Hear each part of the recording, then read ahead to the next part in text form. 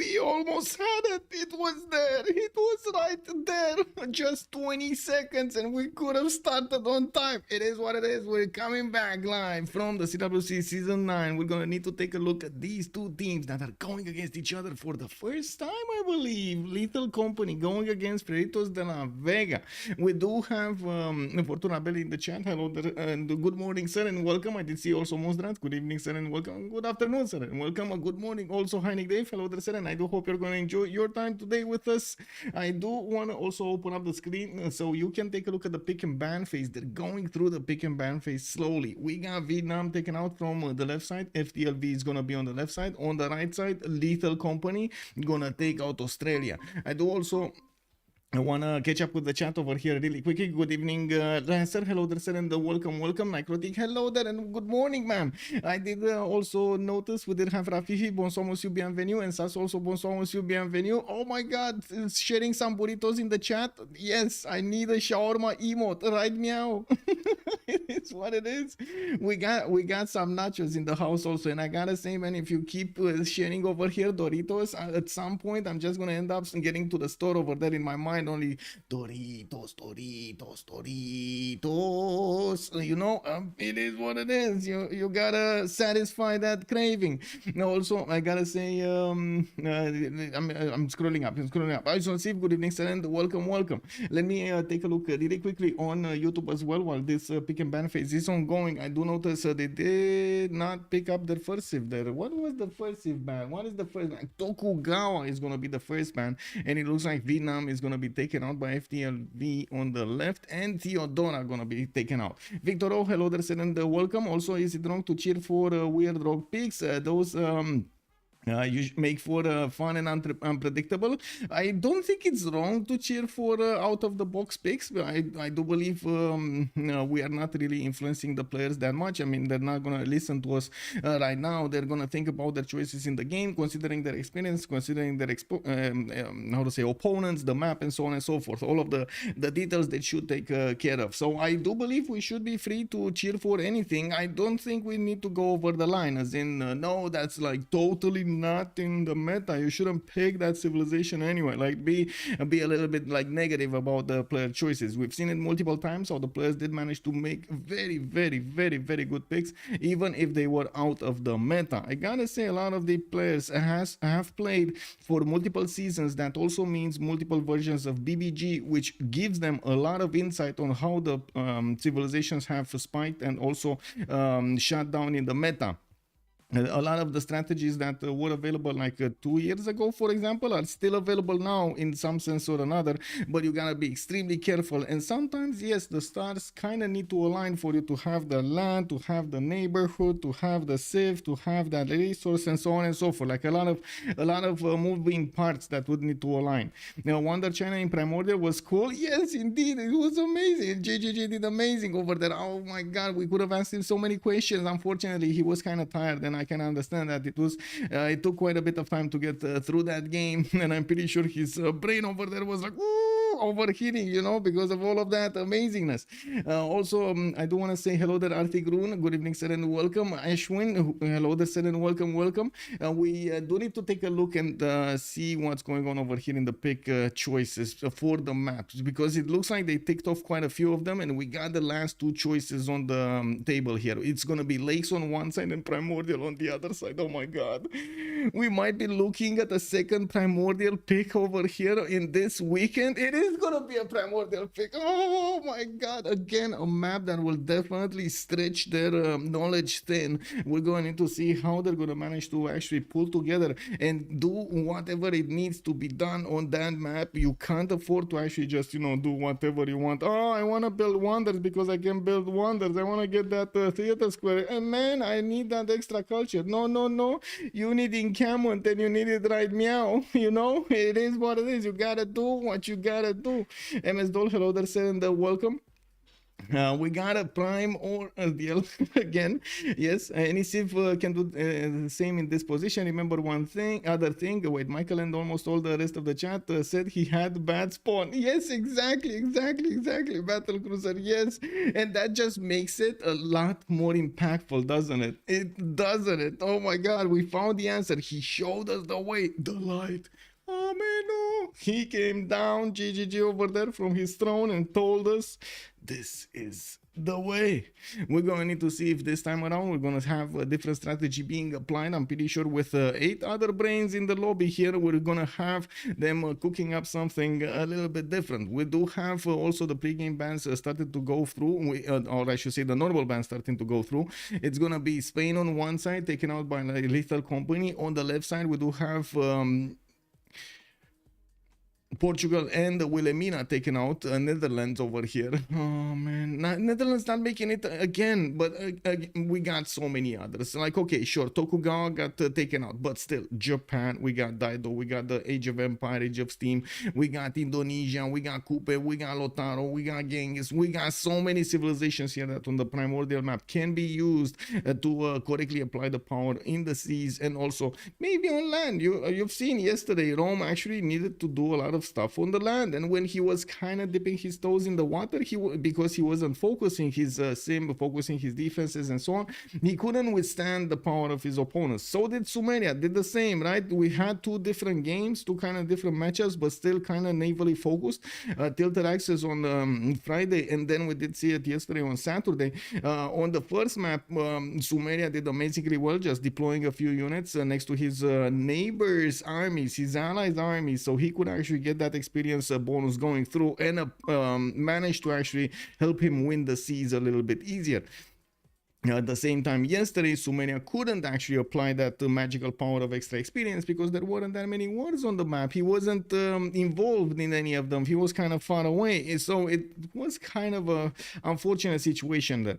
Pangea becomes kind of popular. Yeah, well, let's see when it is going to become kind of popular. Let's see also to put the map here. I did notice they did start to tick off a few more bands and I'm going to catch up on them.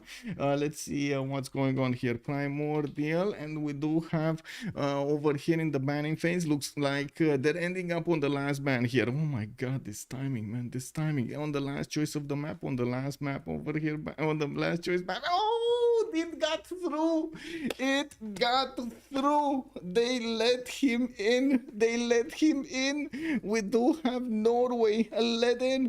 Sumeria lost its Pantheon yesterday. Yes, also Battlecruiser pointing out a very good thing. He did lose his Pantheon yesterday, and I'm pretty sure he would have been amazed. A totally different game with the Lady of the Ridge and Marshes.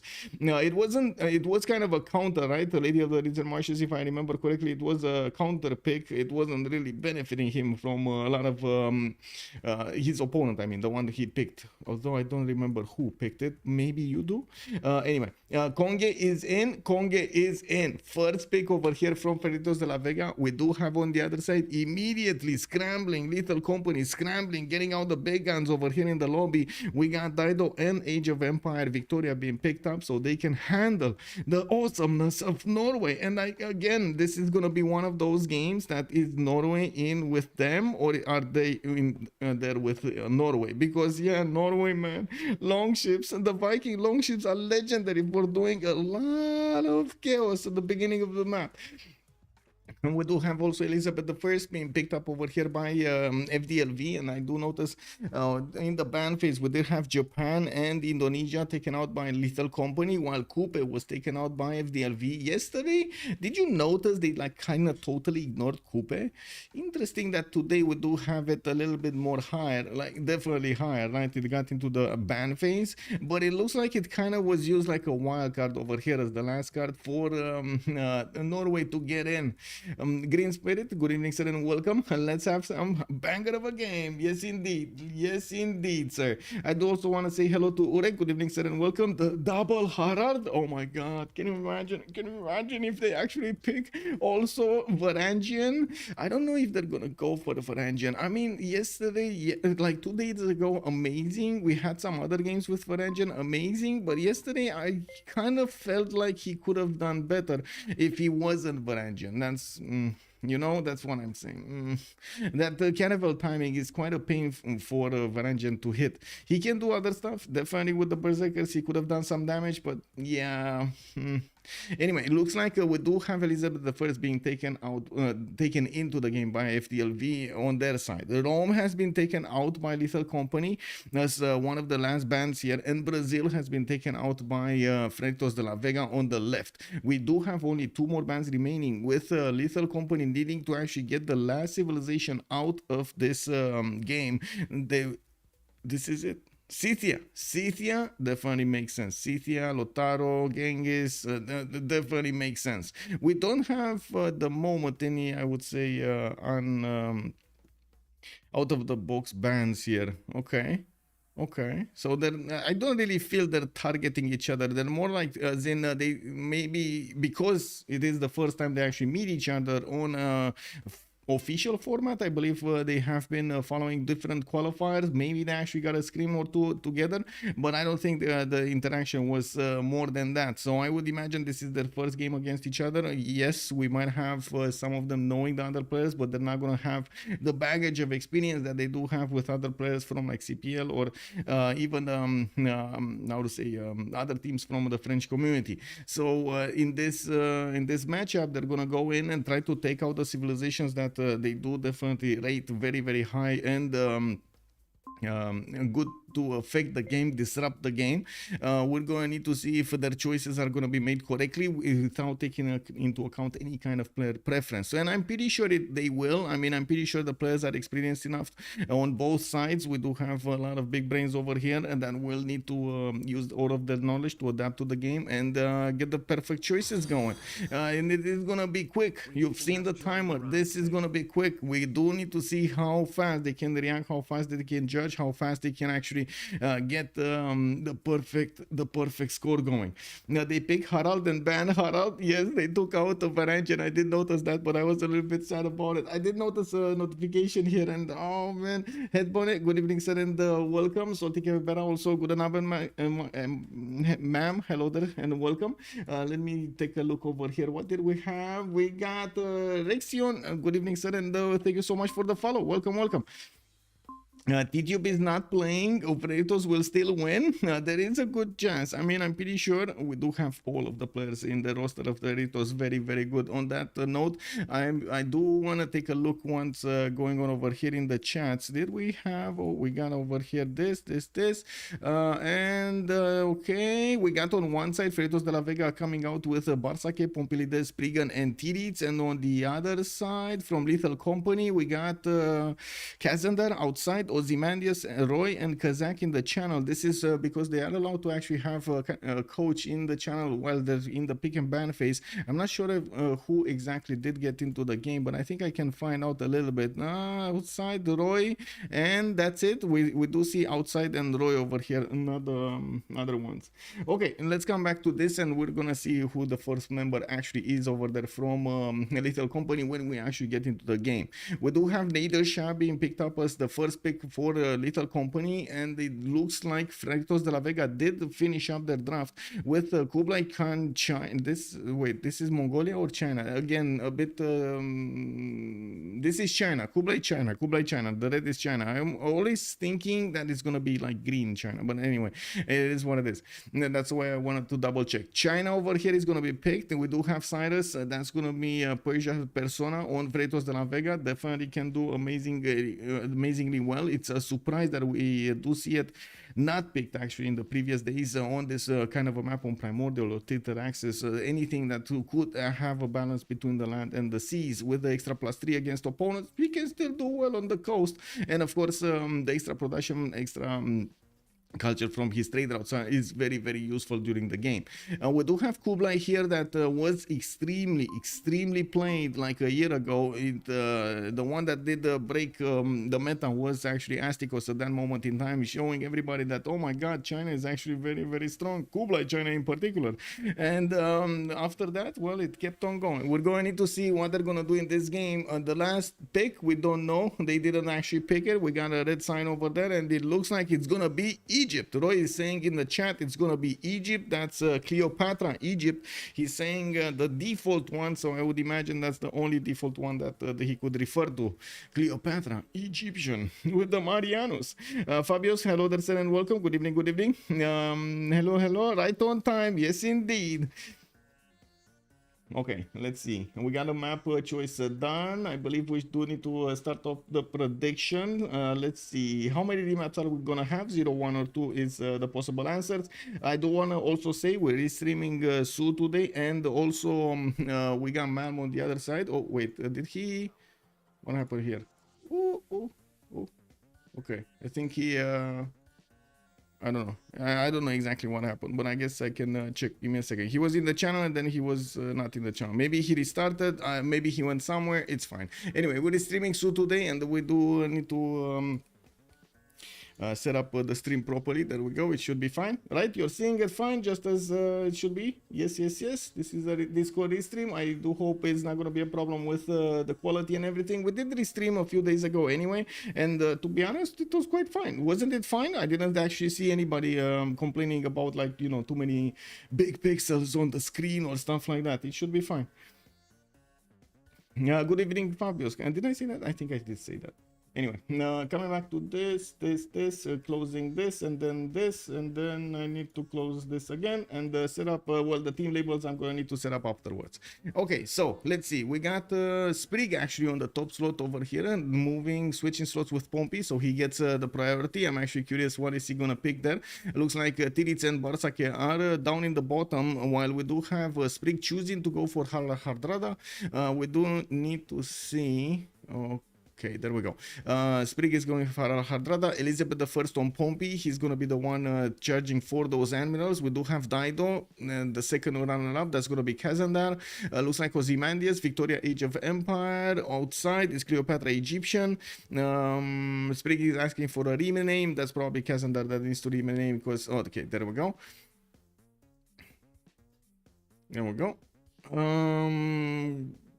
We do need to see him scroll. There we go. Oh, Nader Shah on the last slot. I don't know exactly who was there. Did they actually? No. Okay, never mind.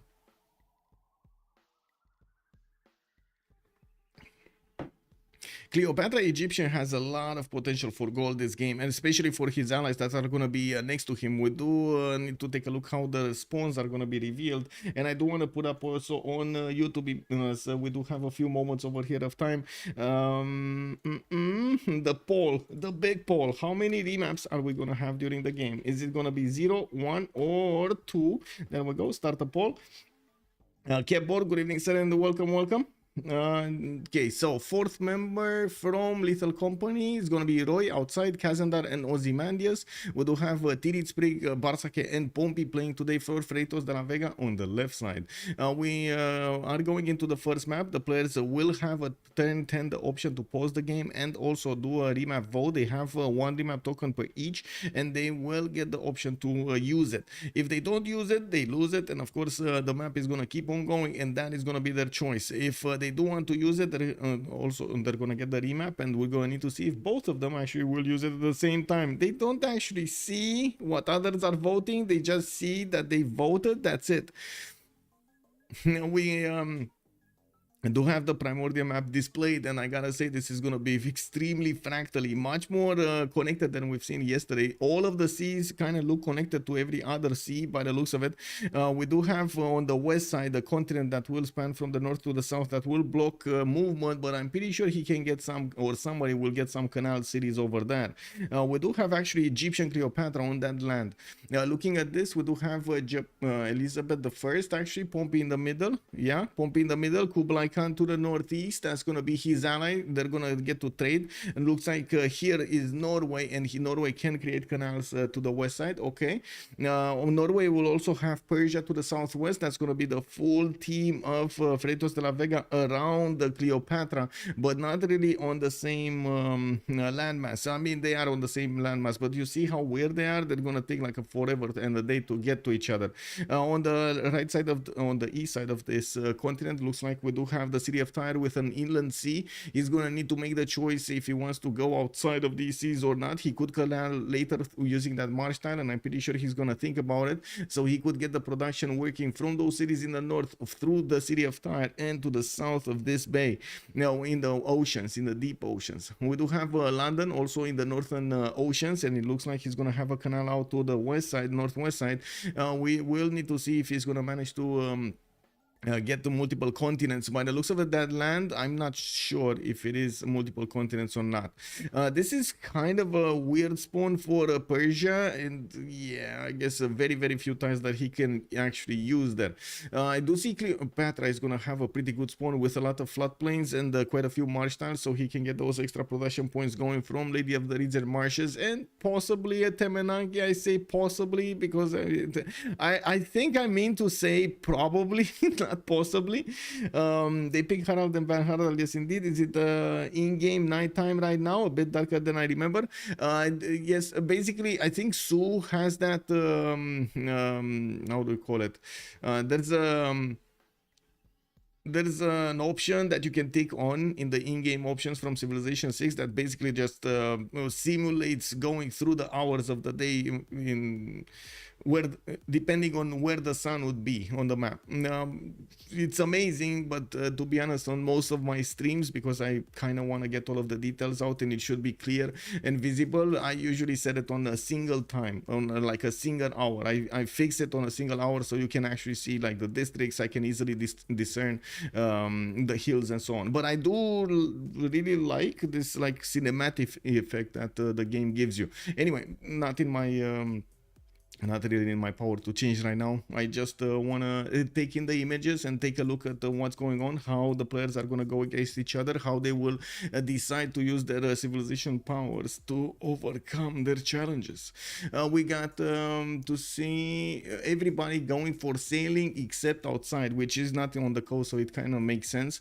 Beijing over here in the middle of the land will have to the north of Persia. That's the other Persia. So they got both Persia, so both of different teams, and it looks like Cyrus is going to be actually to the south of Beijing, and that's going to be his ally, right? Yes. And where is Nader Shah? Nader Shah is actually the one with the funny island.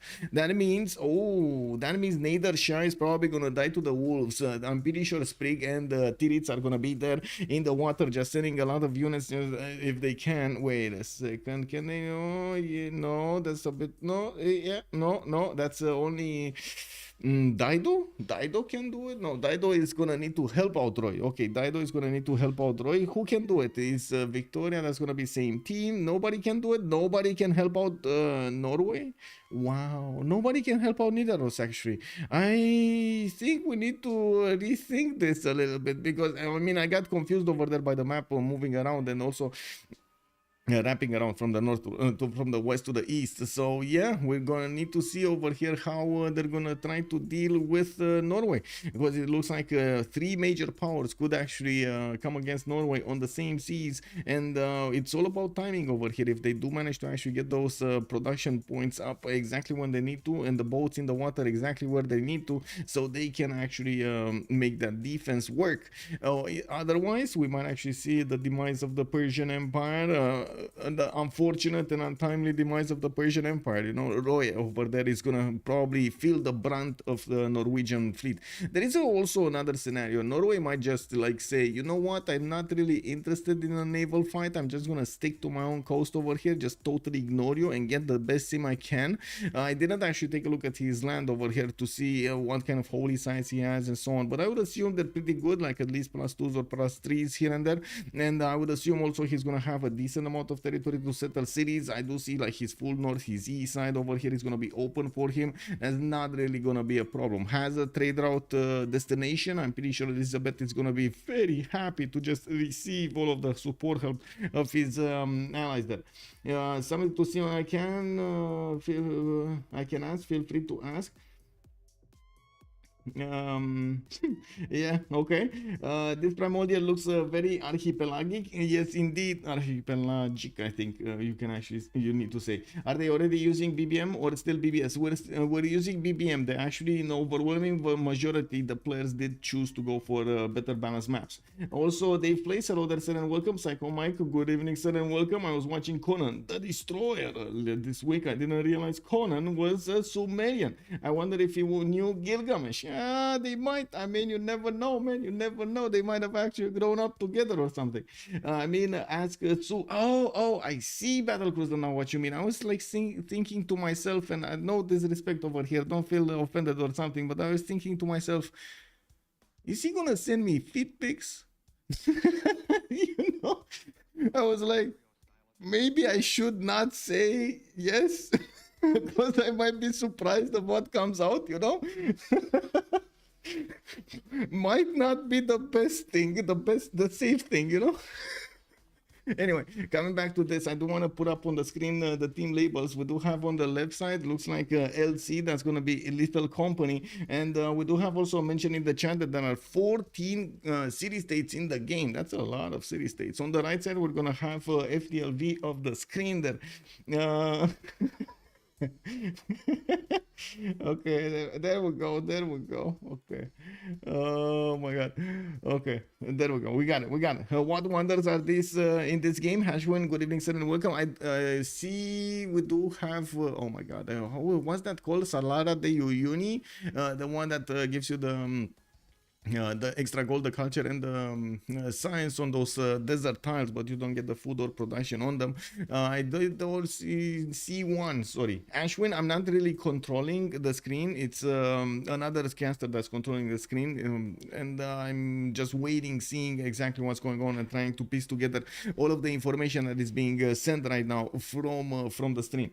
How is it not 12? I guess, I don't know. You saw Cliffs of Dover, PV saying we got another wonder here. We also have the remap vote being done over here. We're going to need to give them a minute so they can actually figure out if they want to remap this or not. It does seem like they're going to have quite a few trade routes between them, and I gotta say this might be a bit too sim map for their taste. We do have Cleopatra that's still quite close to his opponents and can trade with Nader at some point, but might not be incentivized to do that. We'll see. I don't really see a big reason to remap this.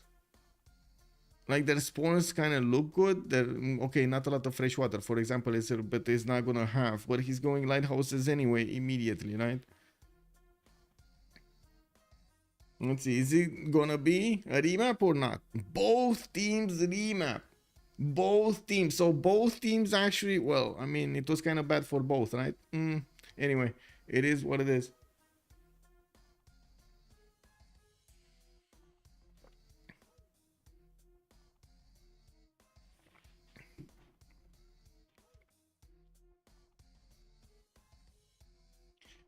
This map looks really fun. Too bad. Unlucky. Yes.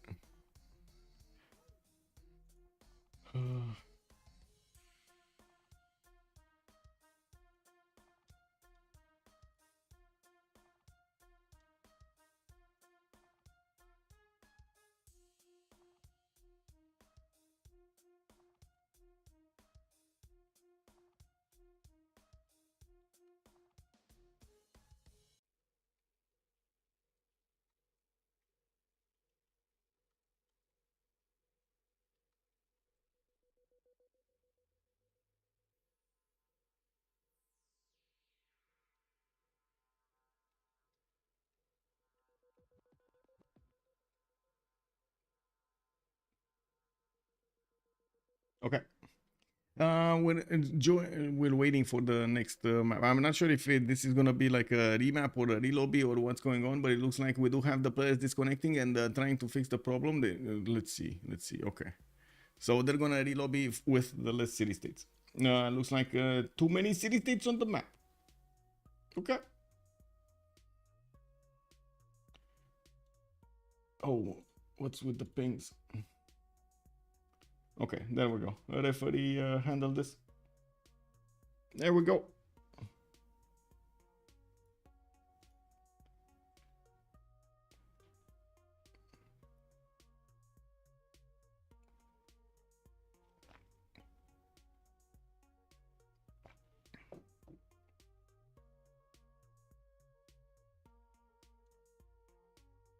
Okay, lobby's up.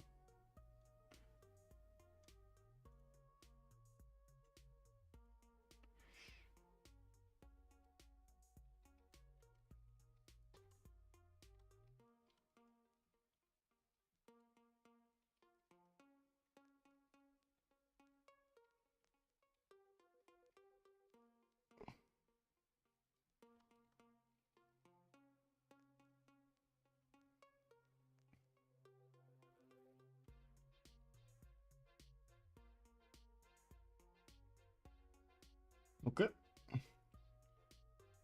Uh,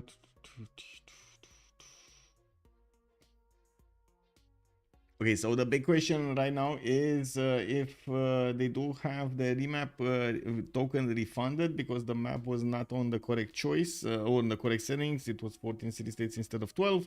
And right now we're waiting for a referee to actually answer that question. Let's see.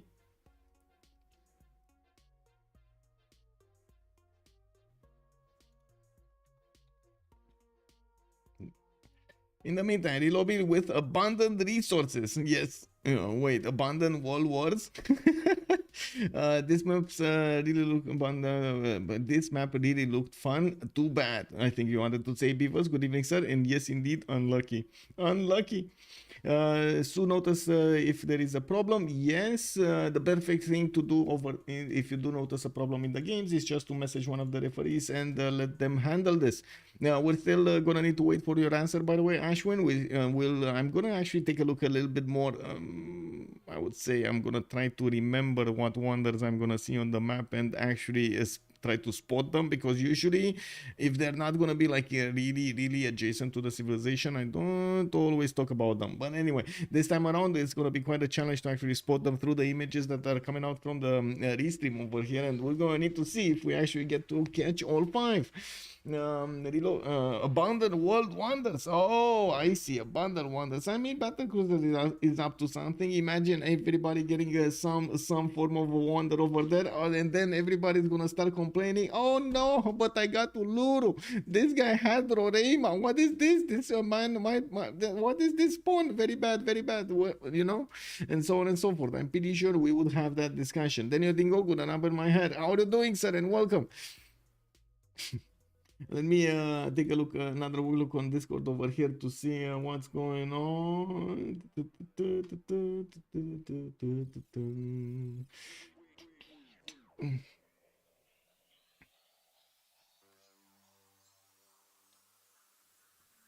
Okay.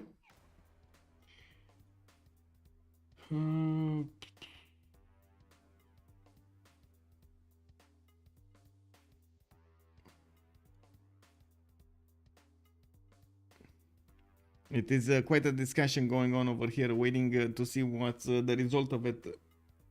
If they're gonna get that remap token or not. I still want an FFA with all huts, give settler and with the barbarian mode and no CS. Oh my god, can you imagine? Like, that's gonna be the great hunt for the huts, so you can actually get free settlers from everybody. You don't even need to wait. You don't even need to build settlers. No, you just build scouts in that game, right, Rafifi? You just build scouts and send them everywhere, and then whenever you get a hut, you're like, oh, send it back, right meow.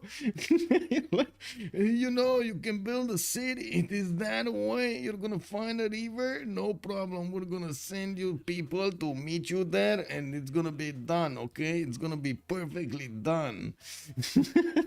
Depends on the number of huts. You can get even that mod, right? The configurable goodie huts, and you put it like, woo, 5 times. You spawn next to you 10 huts. Oh, imagine that. No? Or wait, do you want to play the hardcore mode? No problem. 0.25 huts. And in before you're going to complain that the AI has way too many cities. Doesn't that kind of free-for-all benefit Cree? Yeah? Yeah, anybody that has a fast scout. A Macedon would like this mod. Yes, Macedon would be extremely happy. Ooh, free units. Yes, free cities. Let's go.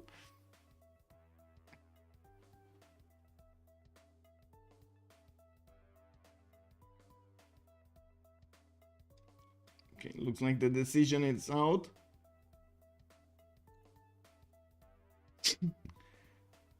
There's, I gotta say, there was quite a bit of a riot over here yesterday, set up by, who was it, Regnier, I believe, or who was it, in the CWC main chat. They were talking about somebody not unstacking and the stacking rule and so on and so forth. Nothing really happened over there, but it was quite a serious discussion about what could have happened and what would have happened and how that actually happened. Yeah, I mean, all good. Let's actually see it going. And I gotta say, the last few days I was watching with very curious eyes what's going on between the two major games in the FPS genre. I guess you have seen me multiple times play Escape from Tarkov. Recently there was a competitor to Escape from Tarkov that just got released, Arena Breakout Infinite, which initially was kind of a mobile game, like on phone, a shooter on phone, which is kind of weird. But anyway, it looks like it did have a lot of following, a lot of players playing it. And they made standalone version on PC, which I managed to get the beta key on, and it is actually incredible. I get to actually see UE4, Unreal Engine 4, put to the test, comparing it to the same mechanics of Escape from Tarkov, which I gotta say, man, right now Unreal Engine 4 is like here, and then Unity, that's Escape from Tarkov made, it's like here. It's that big of a difference, and I can't even imagine what kind of games are going to come out in the next period, seeing what kind of technologies they're implementing in Unreal Engine 5, for the 5.4 version, I believe, was out a few weeks ago, which will, my god, just seriously increase the tool belt, the tool that every game creator will actually have for any type of project they're gonna work on. We're still waiting for the lobby to get up. What's going on with the lobby? Okay. This, okay. Maybe Sue is AFK or something. No, actually there was no lobby shared. But wait, there was the lobby shared. Or at least I think it was. Give me a second.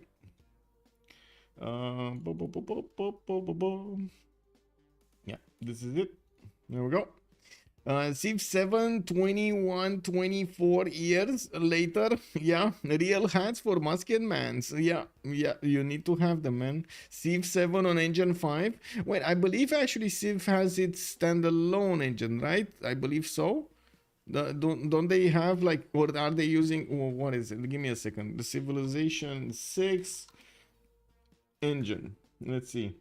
What does it say?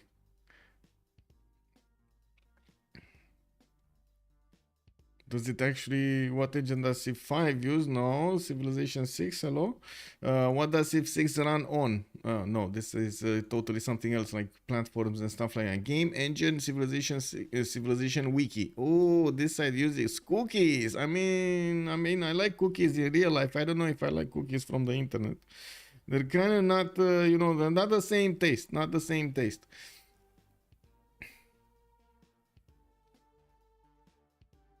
I don't see the answer. I don't see an easy answer. What? Not even the wiki doesn't give me an answer. What engine are they using? I saw something like Havoc, but I think Havoc is something else. Havoc, Havoc is an engine. Okay, never mind. Havoc. They're using Havoc. Award-winning, battle-tested, and scalable. Havoc physics is the gold standard for game developers when it comes to real-time collision detection and dynamic. But that doesn't mean it actually... an engine. But anyway, I guess we're gonna see. It provides a physics engine component. I see. Okay, it is a component of an engine. Okay, so we still don't know exactly what engine. It must be, it must be from their own cooking. One of their own. Havoc is only for physics. It's a part of an engine. For example, Half-Life 2. Thank you. Exactly. That's exactly what I was getting to. Right. I think that's exactly what I read. But the big question still remains, Machiavelli. Do you know in what engine Civ6 is made in? Because I was like, the discussion started from the big difference between the two games, like Arena Breakout Infinite and on the other side, Escape from Tarkov, one made in Unity with quite a long-standing tradition of sticking to Unity, and the other one in UE4 that just came out. Havoc is only for, okay. That's wild. They really don't talk about what engine it runs on. Yeah, there's nothing there. Does it matter what it's called? Act is the same engine as Civ 5. Oh my god, it's the same engine of Civ 5. Okay, well, I'm pretty sure the next one, like Civ 7, will probably not be built on a Civ 5 engine. Just saying, they probably need to get this done by scratch, from scratch, because you know, new technologies and so on, like the CPUs now, the GPUs actually use a lot more stuff, and I'm pretty sure the previous engines weren't really made to take advantage of all of the new juicy stuff. Civ 7 is just colorful PowerPoint. Oh, beautiful, colorful. I mean, you know, if you can actually package it properly, it is what it is. It's like, wait, Dunkin' Donuts, right, used to do this. They actually give you a little bit like a spicier, pricey donut, but it's just a donut. So you basically, pay the package. It is what it is, no? How many remaps so far? There was one remap from FDLV. I don't know exactly what happened over here in the chat, because I did notice a bit of a discrepancy. I think there still is a remap token that's going to be on Little Company, if I'm not mistaken. Because no, sorry, no remaps. Both of them remap. This is it. Both remap. Yes. Both remap. Sorry, it just popped into my brain that both remap over there. It took a while. Haha. No, listen. Bethesda uses Game Braille for 25 years already. Why won't others do the same? And Call of Duty uses Quake 2 engine, which is 30 years old for all their games since the first one. But I mean, that might be exactly why they actually don't do better. That might be why they don't do better. Anyway, let's see what's going on over here, because I don't know if you saw Bethesda, but it's kind of like, it's getting that. It's getting exactly to that moment. Anyway, let me actually come back to this. Do I need to change anything here? Yes, I do need to actually finish up the predictions that we started running for how many remaps. It's gonna be one. Both of them use the remap token, so it's in the end only one remap was used. They will need to play this out, whatever happens. I'm reading an interview from some German PC magazine, and they say a custom engine for Civ 6. Very nice. I like custom. Very much, and it looks like it works. If it works, it works. Very nice. Let's actually see if things are gonna improve in the next one. I'm pretty sure we're gonna have to hear at some point about this. Also, those remaps didn't get refunded because of the wrong map settings, because the city states extra numbers do not actually change the map generation. The map is just going to be the same, and the city states don't actually affect even the placements of the civilizations. It's first the civilizations are being placed, or actually, even if civilizations are getting placed close to city-states, the city-states get deleted, not the civilizations. The civilizations do, if I remember correctly, in BBM and also in BBS before, do have priority when it comes to the placement, and city-states just don't have any kind of impact on this. So it was kind of their mistake there. I mean, also that Torres, we do have Matterhorn. So we had Torres and Matterhorn. That's two wonders, Ashwin. Torres and Matterhorn. Let's see if we're actually going to have Nader Shah here managing to do some damage with Matterhorn. He does have to the west side actually an ally. This is Ozymandias on the coast, and he's going to have the trade routes to his ally over here. Okay, London is going to be here, and it looks like that's going to be the first war we're going to take a look at. Nader Shah or Nader Shah does have the opportunity to not go on the coast, so that's not a war. Oh, come on, man. Anyway, there's gonna be Persia on the other side. That's gonna be an ally of Elizabeth. We got Kublai there. Kublai to the north of Dido in his own seas. That's not really warlike. Cleopatra is in the south of the map, and it looks like Norway is also gonna be far south of Persia, and that's Cyrus, Persia. That's gonna allow them to actually trade with each other, but other than that, we're going to need to see if he's going to manage to do the damage against Cleopatra. Norway is very close to Cleopatra. We might see Cleopatra choose to go for a religion. You never know. Some players do prefer to go for that face generation, and especially you've seen yesterday how Divine Inspiration plus Sacred Places actually works. It works pretty good. And especially for a nation like Cleopatra focused on commercials and everything. That Torres is booming. Yeah, Gobustan, we got a Gobustan, and we got a Tsingy over here. 4 wonder. Ding, ding, ding, ding, ding, ding, ding. We got 4 wonders today. Okay, okay. Let's see what the fifth one is gonna be like. I think we do have 5 of them, right? Available on the standard map for 8 players. Okay, okay. So did I put? I did put that. I did put that. It's everything fine there. Also, it seems to me that this map has a lot of water. And somos en bienvenido. And yes, it does have a lot of water. No, a lot of water. Very beautiful banana below Masha. Check out. Then you can see. I wonder if he can survive. That's a very good question. I do notice in Rakedes territory we do have a lot of these quarries that he could improve. And Sue was pointing out about the fresh water, the floodplains and the marshes that are gonna get bonuses from Lady of the Reeds. Looks like also in the north, London. I'm pretty sure he's gonna want to settle at least 2 cities around Torres del Paine, if not even 3 cities that could get those points from it. We do have him also with a settle to the southwest, and of course another 2 or 3 settles to the east side on that island, but he does need to get there with boats, and that's a bit unfortunate. Shipbuilding is gonna be the way.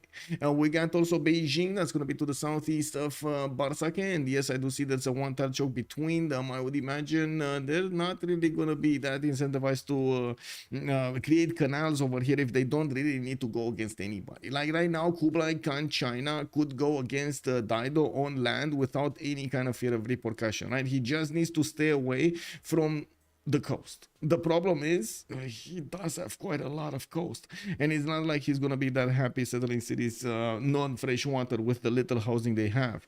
We do need to see how Tyre is also gonna wanna settle his cities left or right. Right, he's gonna have Ozymandias on the same seas. That's gonna be protective. On the left side, Tyre is gonna have some city states to take out. For example, Armagh, which is quite an easy city state for him and a pretty good one to use. Over there, he does have reef towns. He does have some turtles to improve. Not bad, not bad. Can we have a bet? Can we have a bet right now? You want to have a bet right now? Right now? Are we going for the bet? Okay, let's go for the bet. Ending the poll over here on YouTube, and we gotta see if the third miracle is gonna happen. We're gonna talk about it in just a few minutes here. Let me finish up and put up the prediction on Twitch.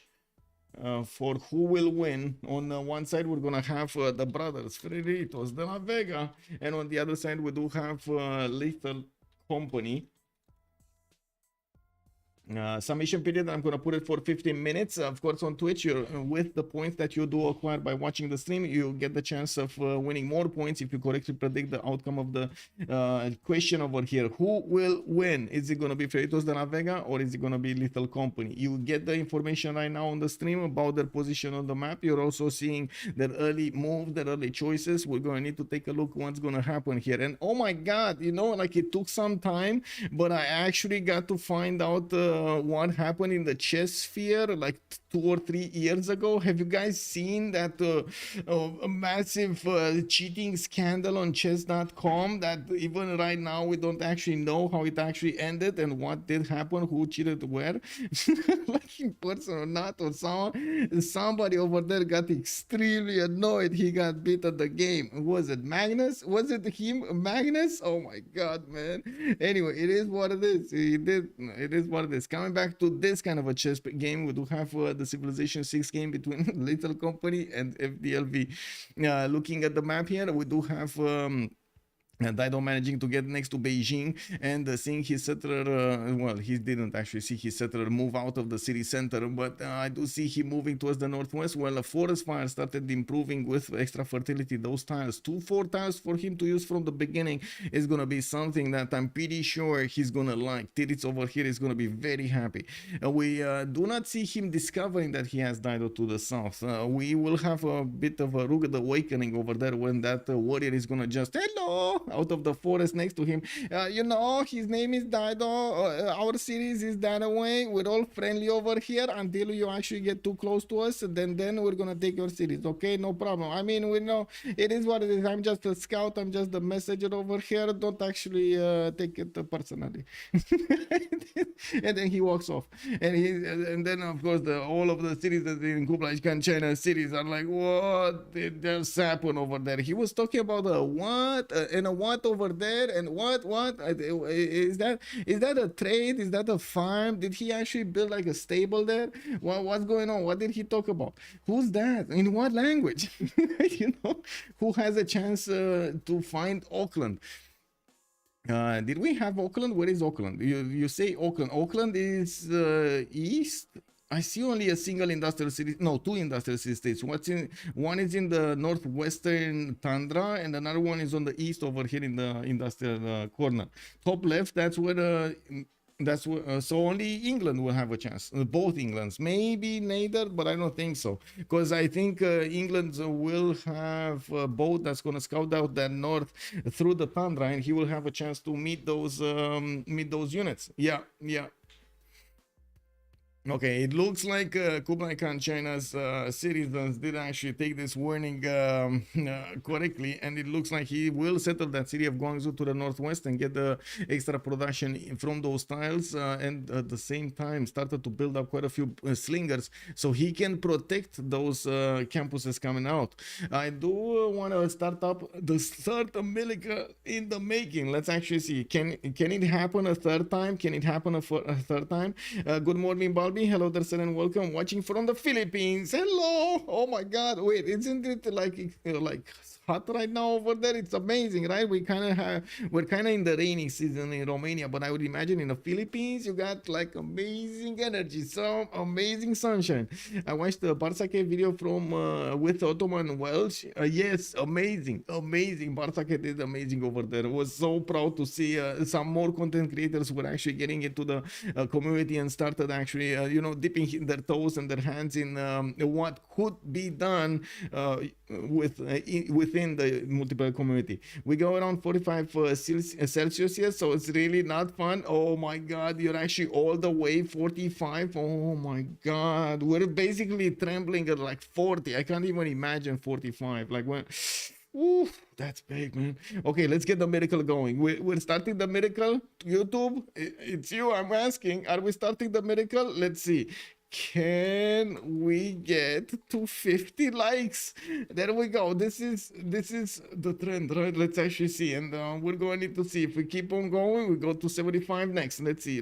Yes, on one side. No, of course. If you do like the content, I do hope you're also gonna show it a like over there on YouTube. It does help me out a lot with the YouTube algorithm, and I do hope you're gonna enjoy the show with me tonight. Also, let me actually take a look.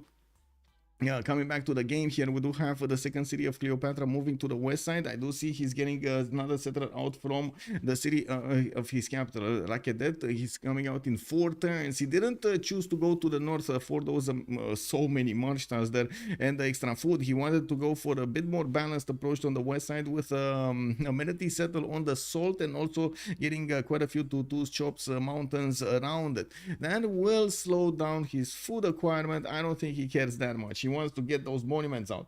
I do want to put up also the chats in order here. It looks like I actually closed down one of the chats, which I'm very sad I actually needed to do that, and I'm sorry. That would mean, I'm so clicking another button over here so we can actually get this going. Tell every project to Project Carbon Recapture to help us reduce heat. Yes, we need to do it. Okay, let's see. We got this going and we got this going. Okay, and do you know if there is anywhere I can watch a Hush versus GBL replay? Did somebody stream that? I think Suvorov wanted to stream it but didn't show up, and I don't think we had a streamer for it. Give me a second. Let me see if I can actually find it on this. GBL.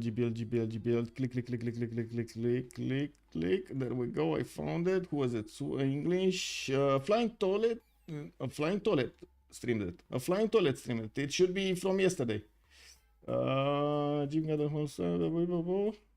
Yes, I found it. I can actually send it to you right now. I found it. There we go. I found it for you. There we go. Elephant has GPL spot. You can look there.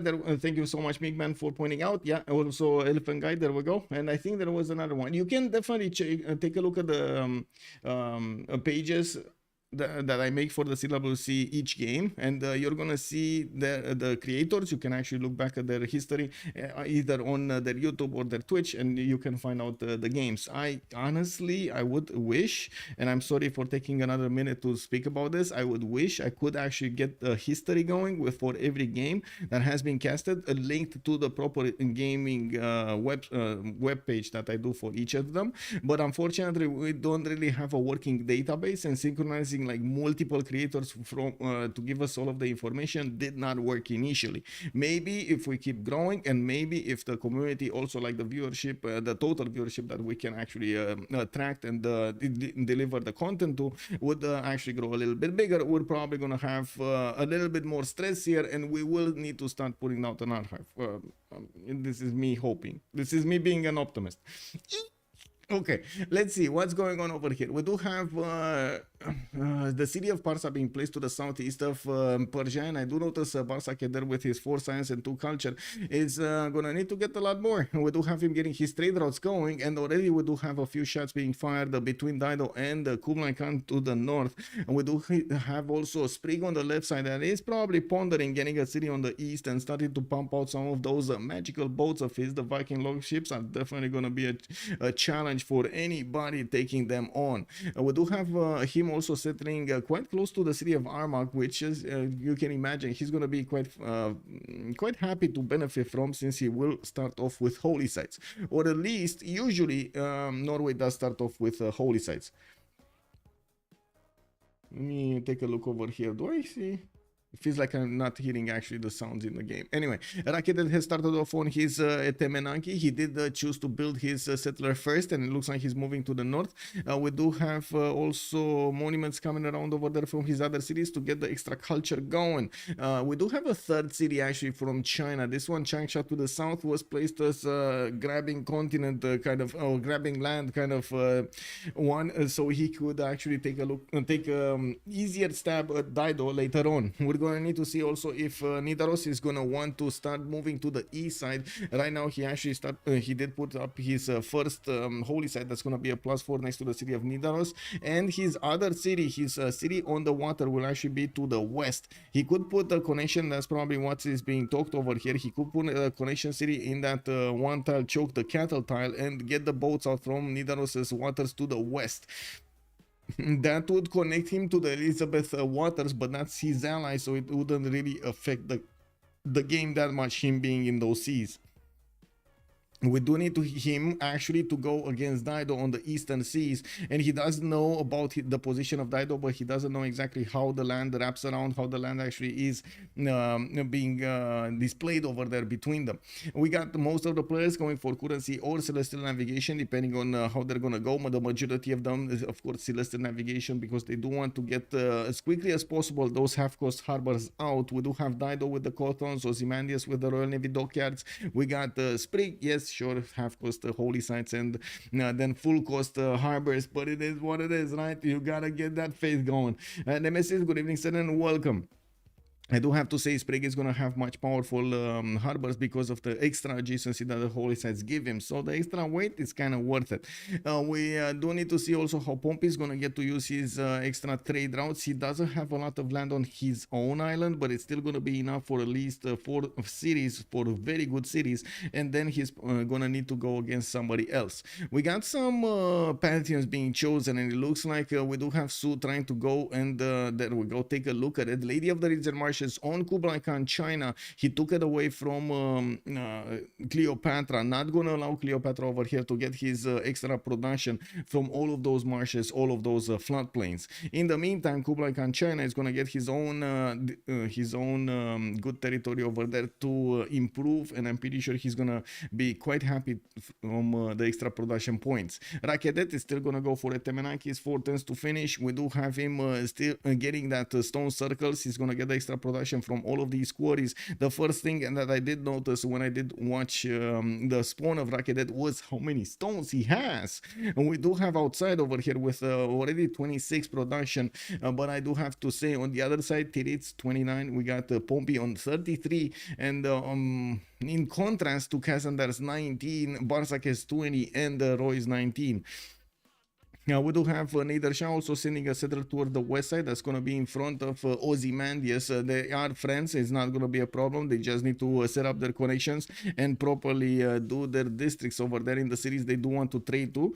We do have also a decent amount of population in most of these cities. Even if they're coastal, they're still benefiting from the extra food and also housing from the fishing boats improved. Not to mention, we did see quite a few bananas all over that coast. And we got some Phoenician by him starting to scout out what's going on here. He's going to find out about Armagh, and he's also going to find out, probably he's going to see the border of Sprig, border of Norway. Now, it doesn't look like Norway actually has a plan to do anything against Phoenicia on the seas. If he would have had a plan, or at least an early plan with the longships and so on, I'm pretty sure he would have sent a settler there much faster. He did choose to play this a little bit slower. He did choose to not take on the challenge of getting the first attacks against his opponent, and I gotta say, I can't really say it's a bad decision or a good decision. We do need to see how he's gonna get to fare and develop his empire here, but usually Norway is not really the civilization that you want to go against your opponent with caravels, and if you do want to go against him with long ships, unfortunately it drains your empire a lot, so you might end up just derailing yourself because you wanted to do it.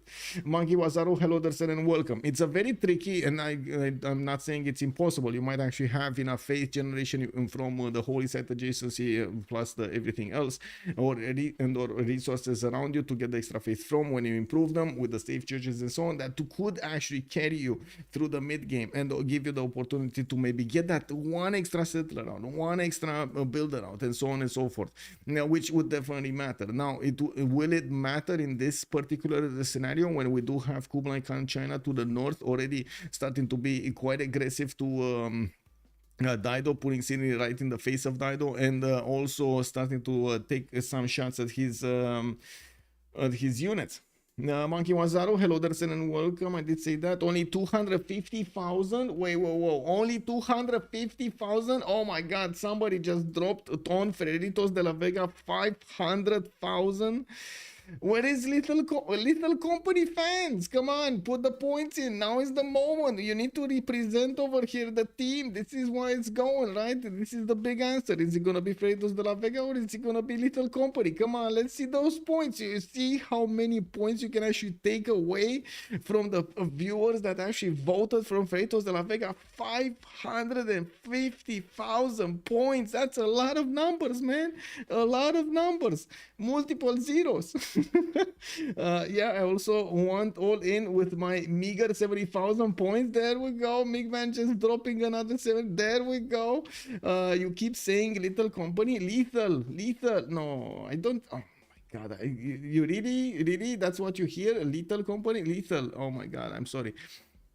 Maybe I'm not fully pronouncing it as how it should be. And yes, thank you for correcting me.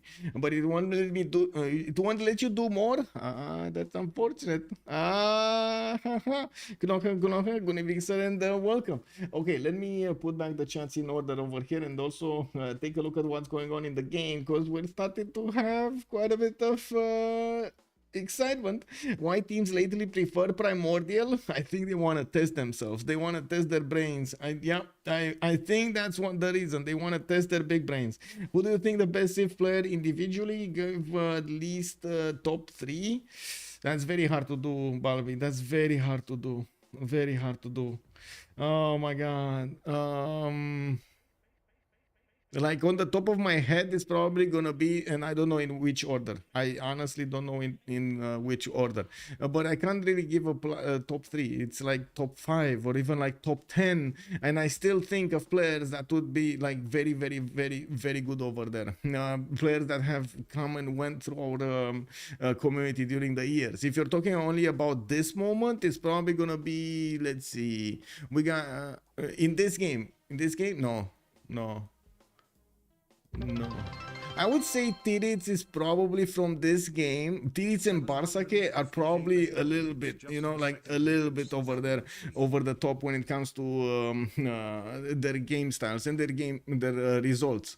But then I find immediately in my mind so many reasons to call out everybody else for being very good at the game. Like Sprig, amazing sim on Rome. We had Pompey, very good words on the seas. We had Ozymandias also doing very well in the Civ6 community. We have seen Kazandar also. So again, so many other reasons. It's very hard for me to actually say a top 3, but I gotta say from the most of the games that I've seen, it seems in my mind, Titiits and Bartsake are a little bit over there. Maybe I've seen him multiple times in the position to actually be disruptive in the game, which is something that is kind of designed by the game, not really designed by the players themselves. Muzra, thank you so much for the 100 biddies, 750,000 bet pool, and it's just the second week of the CWC. Exactly, we keep on going. Let's get the hype going.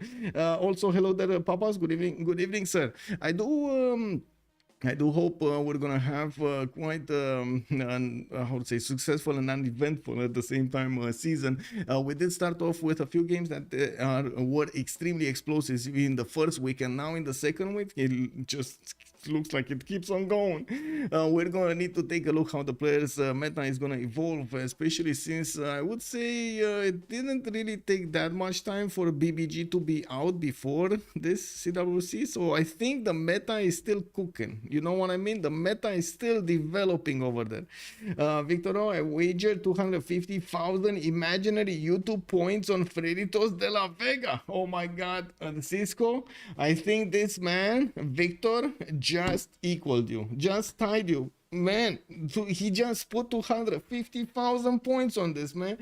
Oh my God. Anyway, we do need to see what the other pantheons are going to be like here. It looks like Su is looking for them, and we're going to see them in just a few moments. There we go. Let's see. God of War and Plunder on Elizabeth I, Konge, Earth Goddess, God of the Sea on Victoria, Age of Empire. We did have Cyrus also picking up religious settlements, fertility rights on Nader Shah, and Dido. I did not catch what he did, but anyway, we're probably gonna see it displayed over there. Maybe Goddess of Tides might be a possibility. We got Nader Shah to take a look at here already with his commercials. He's gonna start opening up a lot of merchant points, and I'm pretty sure that he won't have that much competition in the game versus admirals. You've seen how many players did open up with their harbors to get the lighthouses in and get those extra trade routes.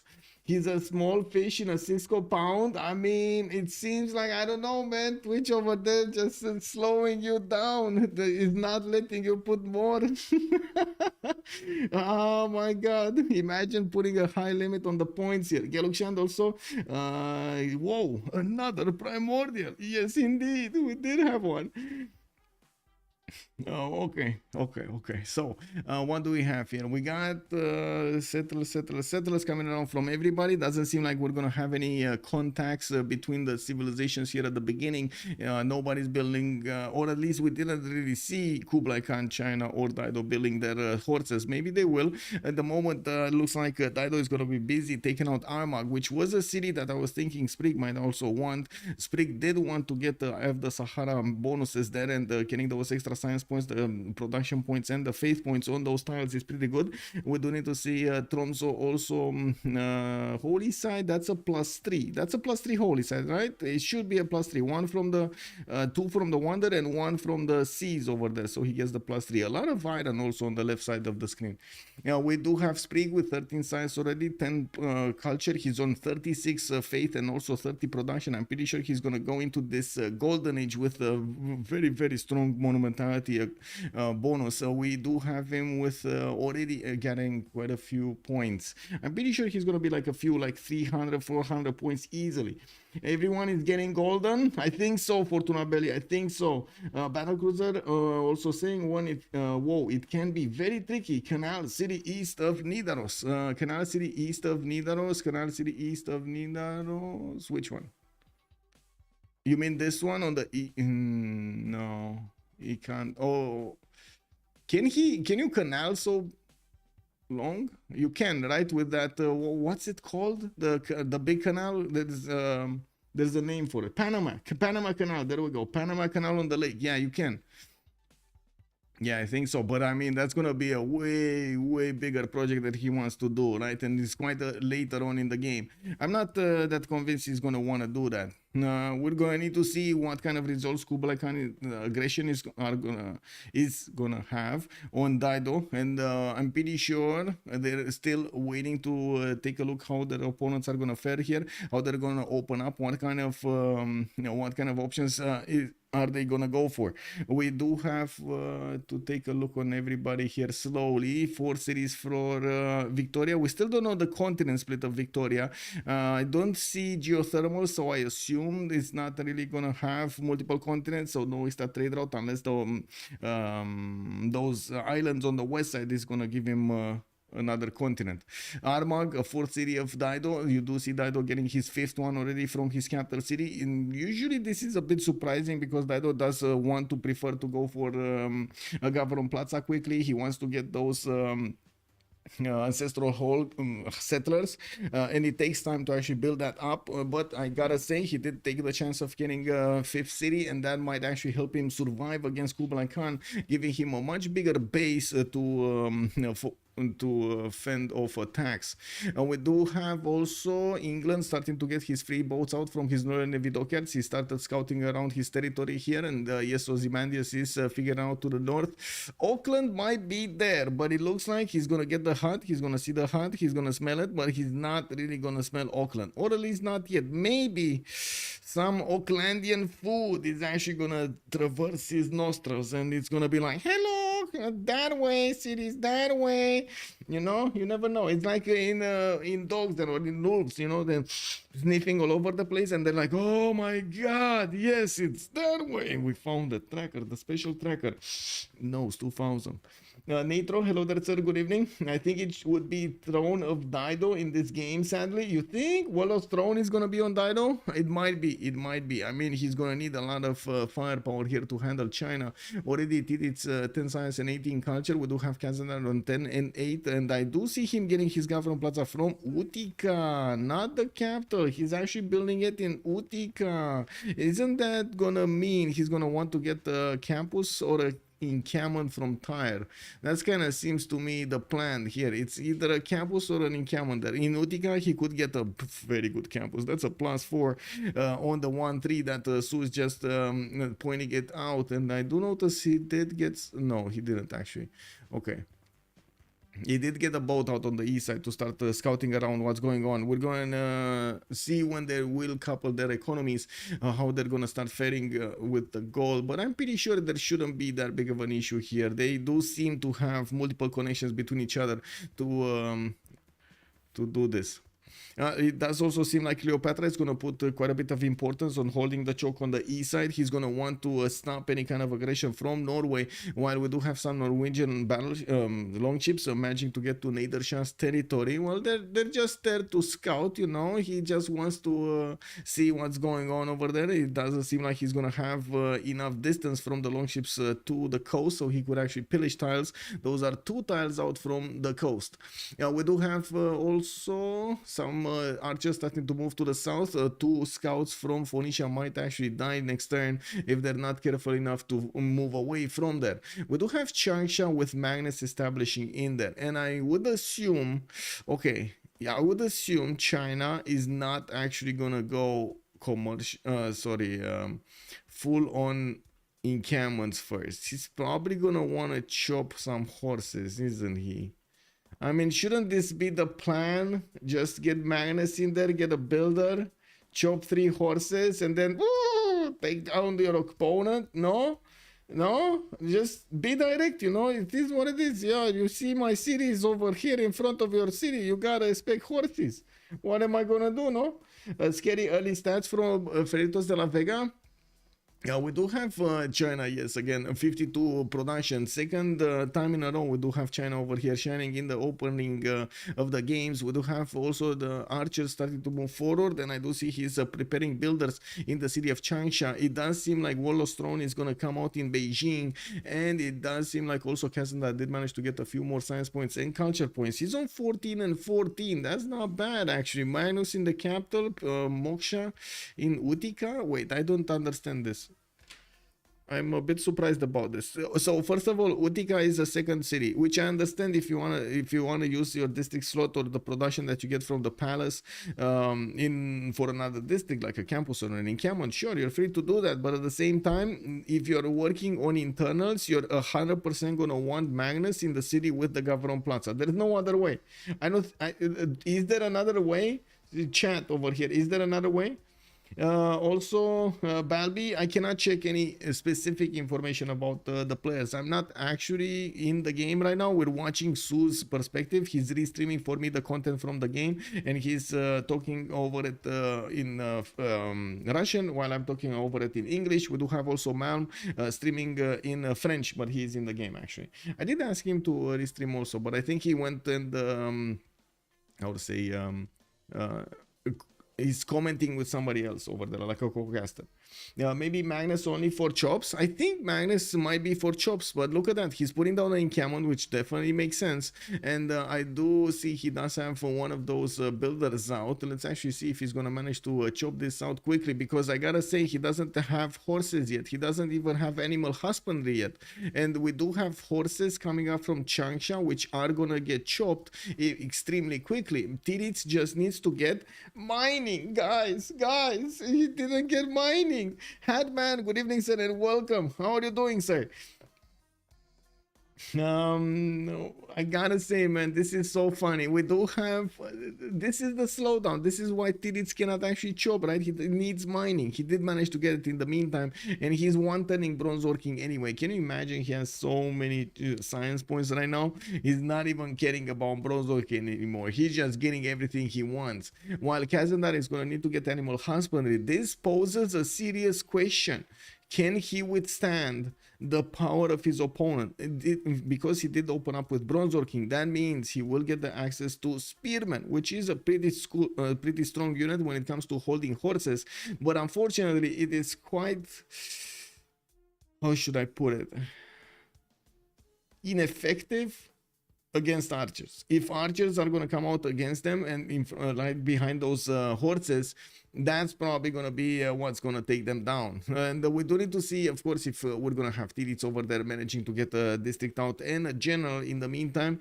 I'm pretty sure we're going to need to see if Dido is going to keep that fourth city or not. He did take a chance getting the fourth city, or I should say the fifth city, because he did get the Byrims on the coast over there on the west to take Armagh.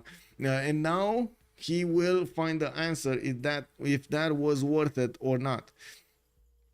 Legilementos, good evening, sir, and welcome. Hello. I think it will be Magnus second, Moksha second, Victor third for Dido. It might be.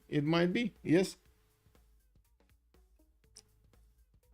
Getting that culture, getting that production and the growth in the city, and then Victor 3 for Dido for getting those extra experience points.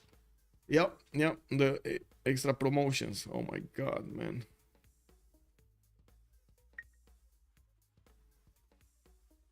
Ooh. Wait, what's going on? Oh no. Oh my. Well, it is what it is.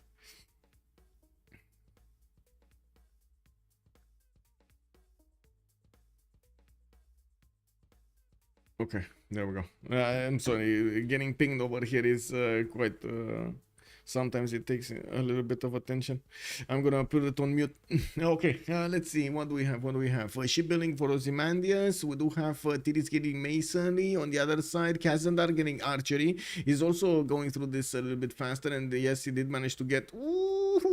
in production, one spearman in 2 turns, but in the meantime the horses are coming in, and it looks like they will get to start taking down those warriors immediately. We do have them also, unfortunately, needing to take down Byrim defended cities, which are extremely strong. Unfortunately for him, the Byrims do push these cities to 37 defense. That's a little bit more than the horse actually has base. We do have also the encampment training project coming up from Changsha in 3 turns, while I'm pretty sure Dido is going to want to do the same. First of all, Dido did upgrade his first swordsman, so at least he's going to have that technology to use. That's going to be a classical unit that's going to help him defend a little bit easier his opponent's moves. So now more horses are going to come out from China. I do have to say China will also have the Crouching Tiger, which is going to be amazing, but he does need to wait for it. At the same time, so many chops in China's territory. You do see how many chops he has. Like all of that land to the north is probably going to transform into horses for him. Instant food and production in his cities. Now, what religion did Norway get? We don't know yet. We don't know. Maybe battle cruiser over here might actually give us an insight. What religion did Norway get? And nobody going for alliances with Kazandar. Yeah, as ancestral Vigi. Well. Coral and pilgrimage. Migman is saying, thank you so much, sir. Coral and pilgrimage. So he's getting the extra culture from his shrines and temples, and he's getting the extra faith from his converted cities to his religion. Okay, so he's also going to have Kublai to convert, probably Persia to convert to the north. So that's a decent amount of faith generation going. Yeah. Okay, so project coming around from Tyre. I do see a builder there, but I'm not sure how many chops, and it looks like that swordsman is not gonna live forever in the city of LPQI. But we do have another warrior ready up to pick up the sword instead of him, and of course you do see that swordsman did replace and took the tile that the swordsman died on. Well, I guess we're gonna need to see if he's gonna manage to actually go through these cities. He did manage to put another horse in production from Changsha, and I do see Beijing still keeps on building one with multiple builders. There we go. He's starting to chop them and send them as quickly as possible to the front line. I do not see if he has, but I would really love to see if he has promotions on these horses. We do have the general already coming out from Changsha. Again, very important to get the extra +5 over his opponent so quickly. We do have in the general screen Phoenicia barely on 2 points out of 30. He did not manage to recruit nor get enough points to get close to recruiting one of those generals. He's going to need quite a few more turns or chops, and of course that builder in Tyre, that's probably exactly why he's there. Now we do have a Quadrim that is also going to help out Dido defend himself. As you can see, those sailors are going to go into the city of LPQI and going to try to shoot these horses out of the land. At the same time, I gotta say the horses were like, oh, you take my brother, no problem. I take princess from a trade route. It's all good. It's all good. Right now, gold is ours. Yeah, it is what it is, man. He did it. Yeah, I mean, you know, quid pro quo. We do have to take a look what's gonna happen with the golden ages starting to activate here. I'm pretty sure Norway is gonna get to benefit as much as possible from the monumentality, and I gotta say he did actually take the chance of putting his city on the east side. This is a commitment. We do have Magnus establishing in Tromsø. There is a possibility for him to get a canal out in Tromsø's east side between the lake and I should say on that desert tile on the east. He is gonna get the Viking longships to start to do the damage and the pillages against these rims, but some of them do have promotions. These are +7 promoted rims. Not easy to take care of, not easy. But if there's gonna be a unit, there's gonna be the Viking longships that's gonna have that health. We do have them with the ability to heal, right? They do still have the ability to heal in ocean waters, which I gotta say, it really doesn't make sense, but yeah, it is what it is. Can you imagine hitting your boat with like 20-foot waves or 30-foot waves? Oh my god. Like what can you imagine, like trying to hit a nail on a boat that's moving? Imagine this. Imagine trying to do this when something is moving like this. Yeah, I don't know if that's possible, man. That I think a lot of broken fingers are gonna happen there. Oh my god. I guess this comes down to a joke like that. How many sailors does it take to nail a plank in ocean tiles? Huh? Or is it how many fingers? They just materialize the nails and the wood from the ocean water. Exactly, Urek. I mean, they must have found the secret to something magical over there that we're not aware of. I think they can only heal on coastal tiles. Circassian is making a comment over here. Are they? If that's true, that definitely makes a lot more sense. Circassian, thank you. There we go. We got Circassian telling us. I don't remember exactly, and of course I can't really check the game right now, but that would be valuable information information. Can they heal on coastal or ocean waters? But anyway, I think we got our fun with the little skit, yeah.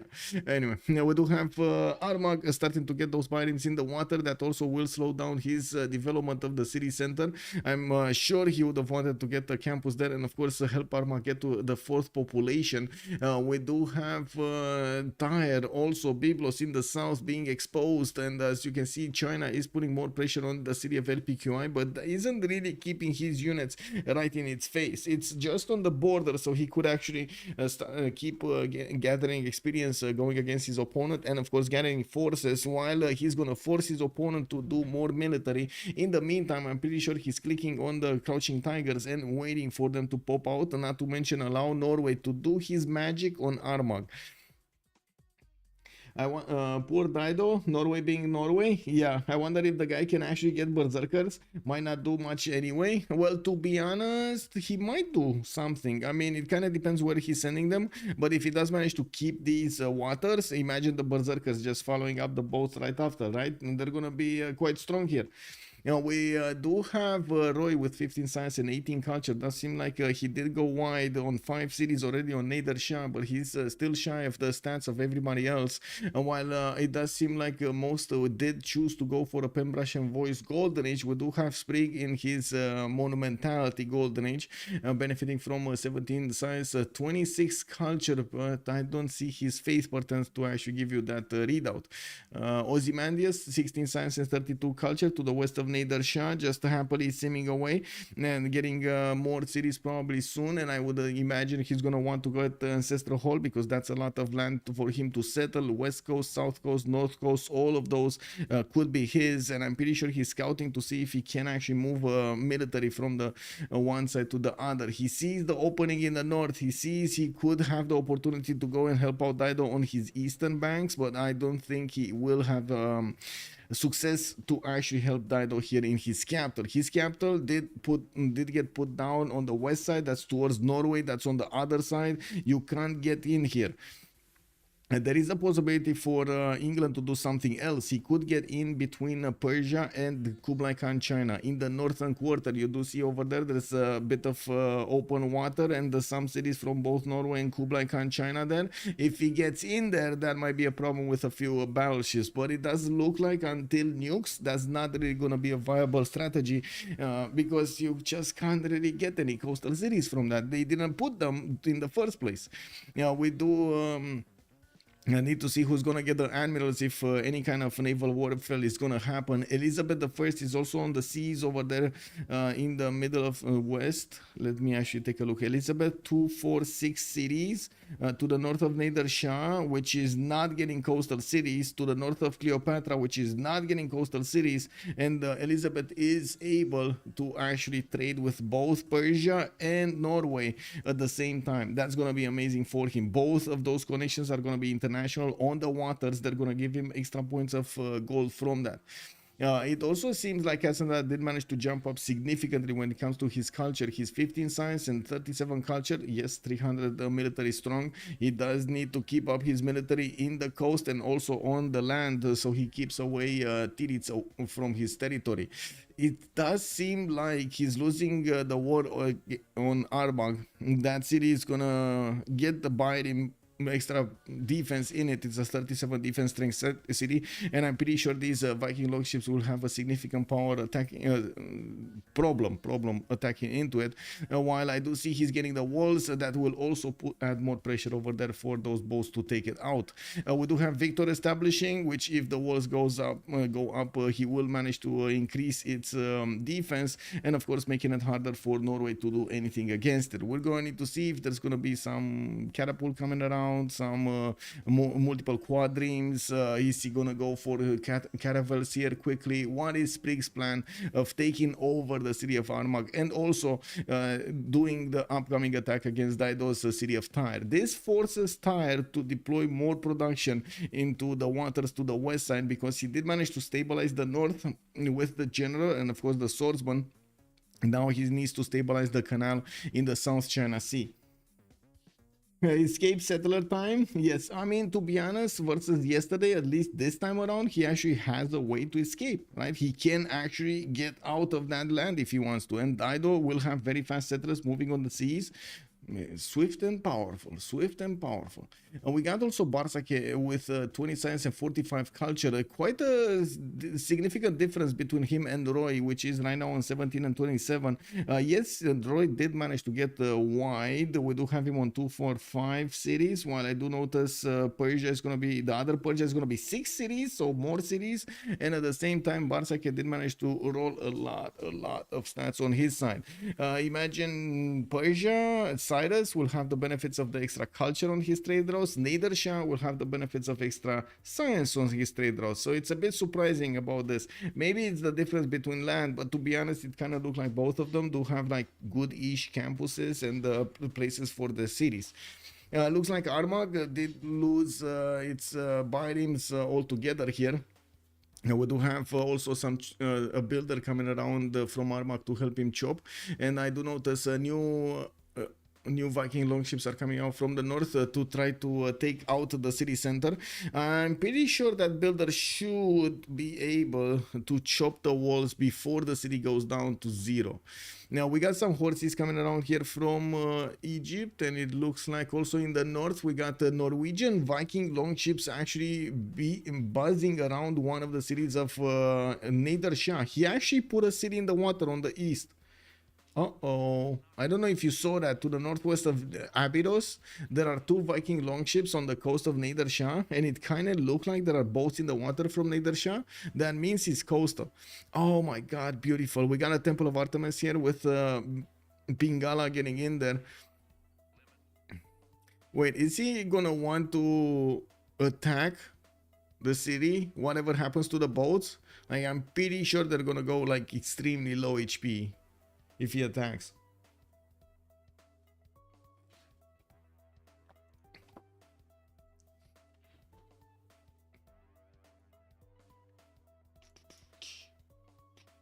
That city seems safe. Yeah, Armagh, it does seem safe. Yes, it does seem safe, but I'm not sure how long it will be safe.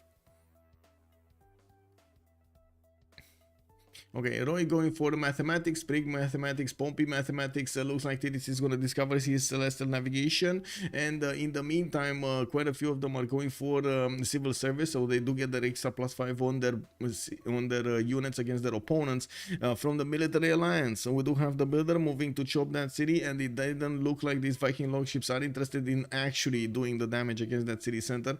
Now, while I do see a few archers moving, or one archer moving in there, I do see the pyramids are gonna get chopped in the city with Magnus in the cities of Norway. That's going to be very important. Sprig already is benefiting from quite a bit of faith per turn. You can imagine he can buy out stronger builders with each. Very nice for the same price basically. I do also notice Utica did go for Warlord's Throne in there. It does look like he's going to pump out horses next, and a few more bindings on the west side. He did manage to pump out 4 of them, but again, this actually stresses his resources quite a bit, while it does seem like both Titiits and Sprig are managing to get out of the IRL situation. I'm pretty sure they're gonna want to keep on doing this while they are focused on getting more cities in their empires and getting much bigger than Kazandar. Kazandar will also need to do kind of the same. It's going to be extremely hard for him, but at least he will have Dido's ability to get more production from his coastlands into those settlers, no? And I'm also certain Titiits will 100% want the promotions on these archers if he keeps on pushing, or I should say just staying there. Just he needs to stay there, not push, just stay there. And we're gonna have units just standing in line waiting to be shot by those archers. He's gonna have very strong crouching tigers, which in turn are probably gonna be a bit too much for Kazandar to handle, unless he's gonna get his own very strong units, like, I don't know, field cannons or something. That's not real. That's not real. Stave churches in Nidaros. We do have Alesund going for Pingala in there. We do have another campus in the north, and I do see more of these holy sites are starting to pop out from the lands of Sprig. Feudalism in 210s for the berserkers to be able to do this. And we got 2 more followers and we're gonna get 7,300. Let's go. Thank you so much, Peliga NAV, for the follows, and welcome. 2 more follows, 7,300. Let's go. Okay, we got stock upon trend with a settler coming around. Looks like another wave of settlers actually from a lot of cities. I do see 1, 2, 3, 4 more cities are gonna be pumped out from the lands of Age of Empire.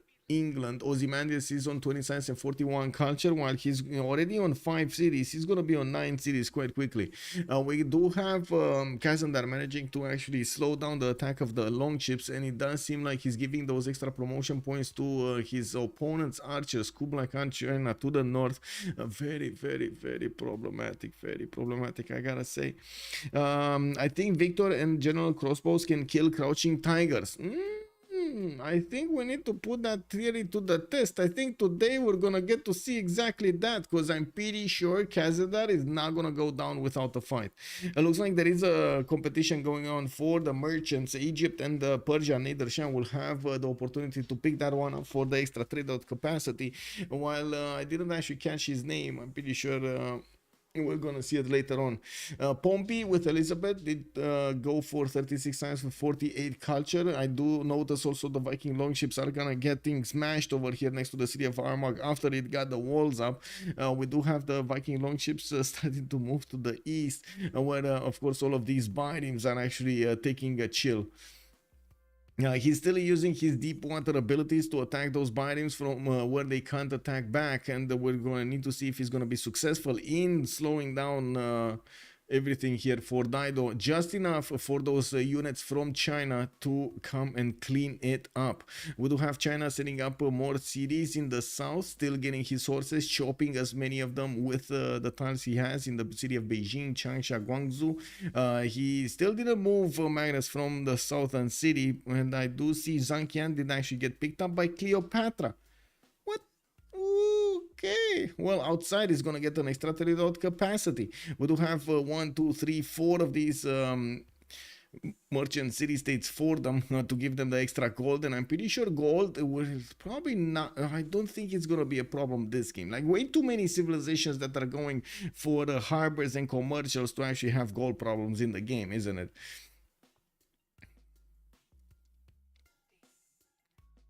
Okay, looks like Samarkand is getting attacked by England Age of Empire. They are seeing also Elizabeth I city, well, one boat. And I do think Elizabeth I is going to get the information that there could be a bridge being built there. Yeah. And Terracotta Army. Kazandar needs to get a medieval general. Yes, he does. And he's going to need his men at arms as quickly as possible. We do have Kazandar going for mathematics, so I'm pretty sure he's on the job over there getting to the top 3. He's going to need to get military tactics there as quickly as possible. And I do notice he's getting a harbor project in the city of Tyre. He really wants an admiral. I gotta say, both men at arms and Caravels are kinda on the same direction. You're still gonna want to get the top 3 going, and we're gonna need to see if he's gonna manage to have enough science to do so. I got the answer. Looks like Mashad and Shanikumis are actually in range to get attacked by Elizabeth I, and it looks like we will have some skirmishes going around here with Victor deployed in Shanikumis. It does seem like Nader Shah is gonna need to pump out quite a bit of a navy so he can try to contest the coast and punch back. We do have Elizabeth with quite a production on his side. I do believe Pompey did manage to get quite a few points here, and it does seem like Butler's coming out in 3 with feudalism in 1 for Pompey. He's not far away from getting his cartography, while on the other side it does seem like Roy is just getting his shipbuilding. Okay, that's not actually that far away. It might be like 5 turns difference between them. We're going to need to see their science output to actually make a better estimation there of if he will have it or not. Did we see the science output of Roy? He wasn't that much, right? It was like 17, like 10 turns ago or 12 turns ago, but I'm pretty sure he actually put down more campuses in the meantime, or didn't he? At least more traders in the meantime, right? Get the science from the traders or something. He is getting the culture from Gobustan. That's pretty cool. And he's going to have the spices to help him get the food in Nottingham, which is usually something extremely necessary for Gobustan, for that city to actually grow next to Gobustan. Looks like also we will have a preparation for berserkers here. I do see a few warriors are coming out from the cities of Norway. That means they are preparing to get this with upgrades and not hard building them or buying them with faith. I would imagine he would want to get quite a few of them at the same time as Titiits is gonna get his crouching tigers 3 turns for machinery, while he's gonna get feudalism in 1. He's gonna be very close to getting mercenaries at the same time.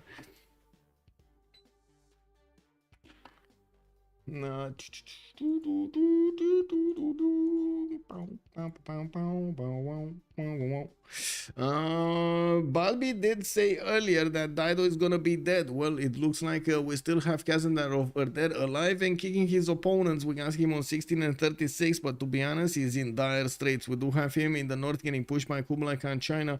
In the west side, Armagh is not getting to sleep, and I do notice we do have over here some English boats that are bothering Nader Shah Roy. That I'm pretty sure is another gold generator of theirs, and we do need to see if they're gonna manage to actually be competitive here. Persia, Phoenicia getting those admirals. Phoenicia doesn't need one, but you know, he's still gonna want to try to get one. And in the meantime, we do have a massive output of builders coming around from the cities of England.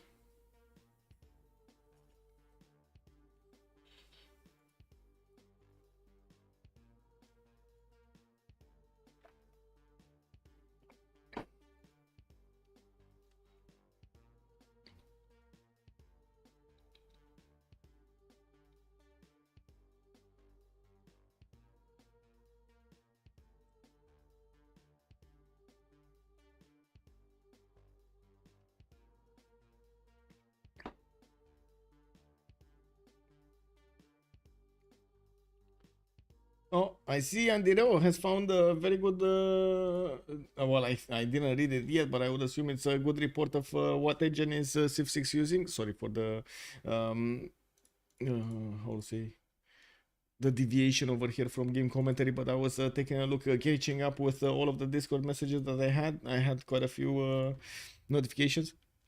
Okay, so let's see. Boats of Norway, they seem to have quite a problem with the biomes. Kazandar is trying to find his way back into this supremacy on the western coast, and it looks like he's gonna manage to actually take down these Viking longships, since we did have a slowdown of their production, while Dido did not slow down. Pomp is gonna get his buttress in 2 turns. We got one more turn until Roy is gonna get the option to click on buttress or something else, and the biggest question is he gonna click on cartography or not, taking him through buttress so he can actually discover those caravels. He really needs them to fend off attacks from Elizabeth. You already see another 2 cities being settled by Elizabeth. He's getting ready all of his builders. He is gonna get ready quite a few pre-builds, and he is gonna attack that coast. Now, I'm pretty sure of it, especially since he's going so quickly. Okay, it's 4-turn difference between Roy and Pompey. Roy is 33 science. We got Pompey on 44 science. It's 51 culture on Pompey, so mercenaries, monarchy is going to be a bit easier on Pompey than it is going to be on Roy. We do have also catapults coming around from the cities of Titiits, and it does seem like Taiwan getting that Magnus in there is going to allow him to chop a few more units to get them on the front line quickly. We do need to see if in the next 2 turns Titiits is going to manage to get those crouching tigers upgraded on the front line with enough gold to keep on smashing through the defenses of Kazandar. And this is the catch. Kazandar is going to need 9 more turns to get his military tactics out. That means his man-at-arms technology. That is a major problem. His opponent is going to benefit from a higher technology unit way before the time that he will get to benefit from that particular unit. Yes, swordsmen kind of like take a lot of the brunt of the crouching tiger's damage, but if they are too upgraded, you cannot actually defend with swordsmen. They're just gonna die. No one in free sim on FTLV. Persia. Bartsake is free sim. Bartsake has to the west Elizabeth, to the east Kublai Khan China, and to the south Norway. He's free sim. He is free sim, and we do have Sprig, we do have Bartsake going for bronze working, silver service in one. Not sure exactly what he did over there, but he did get Temple of Artemis. That's what I'm remembering from earlier seeing his sim, and I would imagine he is gonna jump up even points. But also gold is gonna be important for them to gather for their teammates. So I would imagine Bartsake did prioritize getting quite a few trade routes, quite a few production points alongside with gold generating buildings and districts, so he could actually give that gold at the correct moment in time to his teammates. It takes, I guess, you know, this is something that is probably quite different than other games. You do need to get a certain how to say, a certain strategy going, and your decision is going to be made well before it actually is shown on the screen. We are taking a look slowly at the little bits and pieces of information that the map gives us. Information about, like what kind of districts they're gonna have, when they're deploying their cities, and so on. Each one of these little signs does mean a lot on what will they want to do in the next part of the game. And I'm actually quite curious what Bartsake is gonna choose to go for the late game, or if he is gonna need to do anything special other than just give gold to his teammates, as much gold as possible and resources, so they could finish the job. Of course, Dido, big trouble, very big trouble. Like Berserkers are coming, we got Crouching Tigers coming, we got Caravels on the way soon. We got a lot of problems for Dido. On the other side, Elizabeth I is gonna punish Persia for putting those two cities too close to the coast on the east side, and that is also gonna be extremely important for the power abilities of Lethal Company. If they cannot actually get that, that's gonna be unfortunate. That is gonna be unfortunate. Oof, we'll see. No, I mean free sim. No, there is. Norway built the pyramids in the canal place. Yes, I think yes. I didn't actually realize. Now that you said it, I do realize, and yes, I think he did actually place it in that one tile, the one desert tile. Okay, Rajendra Kola has been picked up by Persia. Elizabeth I has got one. Lee Ferrickson on England, and it looks like also Dido did get one, but he doesn't need one. Lee Ferrickson, wait a second, those are all the easy ones. Zheng He on England, Elizabeth I, I mean, and we did have also England getting Lee Ferrickson and Dido Jimenez, Rajendra Kola. Okay, and what's with the points? Oh, and Hypatia got picked up by Nader Shah. Interesting. He's gonna get that free library and the science from it. That actually might put him a little bit closer to getting his cartography. He doesn't have a lot of boats though. He was only like what, 5 boats. It does seem like Elizabeth I is going to need to get a few more boats out before he's going to finish his cartography in 3 times, and at the same time try to get to Merchant Republic as quickly as possible, get to frigates and hard build a few of those so he can smash through any possible defense from Persia. We might actually see him try to get over here quite a few catapults, as we've seen yesterday, catapults and trebuchets, especially in this kind of terrain where you do have quite a bit of land around those cities, so you can keep on smashing them. Ooh, look at this, baby. We got Kazandar winning the fight against Sprig. It looks like all of those Viking longships are unfortunately going to be beaten back to the city of Skensmo. He's slowly taking each of them down. He's going to get his cartography, well, at some point, and going to be able to get into the deep oceans. You see these Viking longships? Oh my god, the crouching, level 2 crouching tigers, my friend. That is a problem. You can see the crouching tigers actually do get stopped by the swordsman a little bit. The problem is, again, level 2 crouching tigers. When they're gonna start pew, pew, pew, you're gonna see those lasers showing up over here from one side to the other, and I'm pretty sure the army of China is gonna need to go as quickly as possible to take LPQI. They only have 7 turns, right? 7 turns, and when many times are gonna start showing up, that's gonna be a bit too strong. We'll see. We shall see.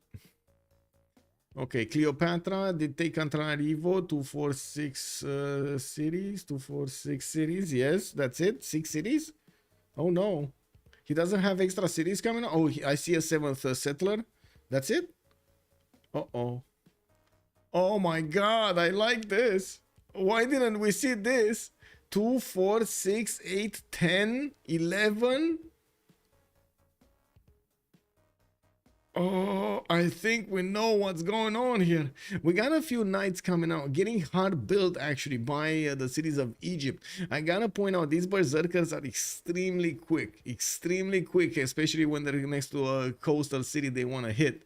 So we do need to see when he will start marching them towards his opponent. Sprig is gonna get his mercenaries next turn. Next turn, mercenaries on Sprig. So where can Dido escape to? I mean, any one of the islands on the east side. I don't think anybody's going to contest that for quite some time, right? We got England over there. So, yeah, I don't think that's happening. They can't afford all the upgrades? I don't think so, but I didn't see the yield stab, nor did I see how much gold they're actually getting from one turn roll over to another. That's one of the informations that I'm still waiting to see on the yield stab. I guess we're going to need to wait together to find the answer to that. Yeah, what do we have here? Okay, Crouching Tigers starting to break the line. You can see that Swordsman is taking quite a bit of damage. I do have to point out, this is something else that I didn't mention. The Chinese units do get an extra +7 if they are close up and personal with their opponent. So you can see the 58 possible strength of a damaged Crouching Tiger going against the 48 of a Swordsman. Ooh, imagine the level 2s right in the face of their opponents. They're just taking them down. I don't think, but they may upgrade some later in the game. Yeah. We're gonna see what kind of upgrades they're gonna do. I'm pretty sure they will need to close out a few things. Like maybe the Egyptian attack may... no, but that is so important. Okay, no, I think actually... because you can guarantee... you can guarantee being stronger than Persia later on in the game, even if you don't have enough hard builds right now. I think it is much more important for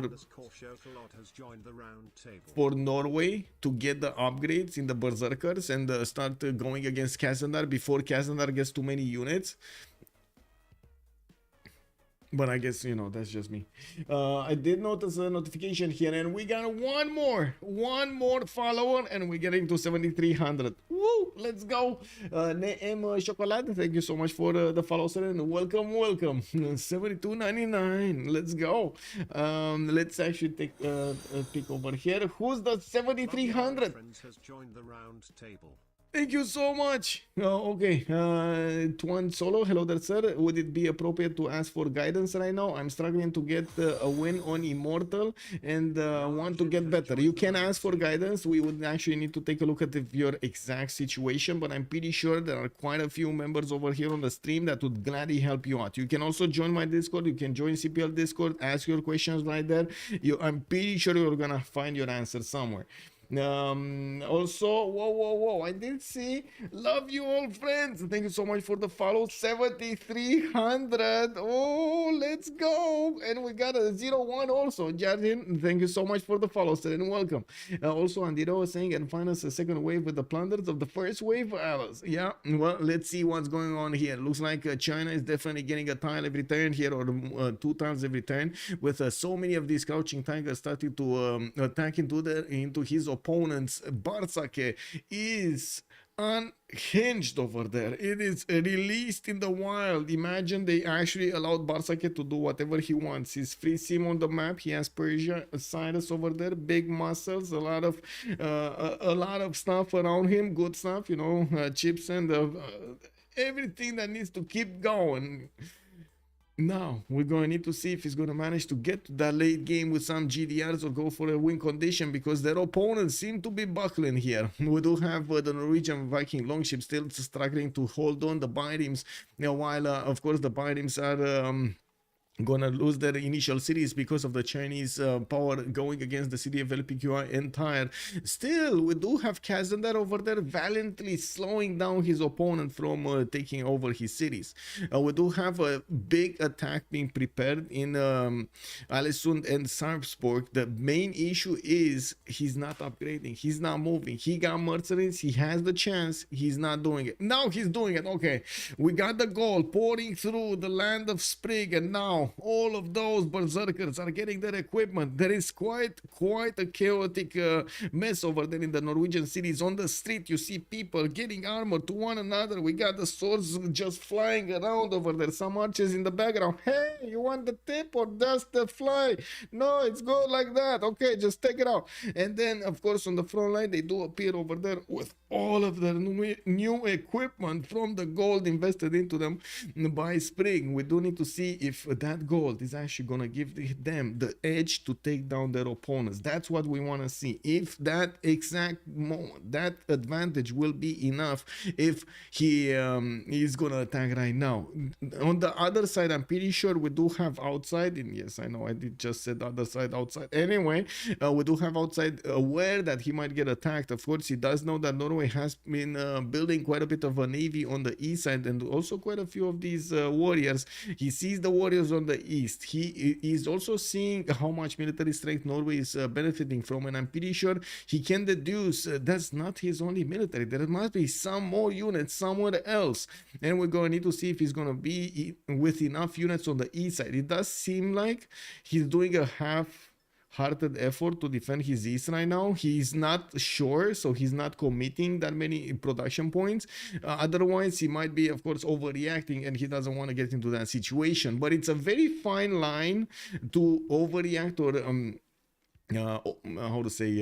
underreact when it comes to defending yourself like this, especially if you don't know how many units are going to come against your cities or your armies.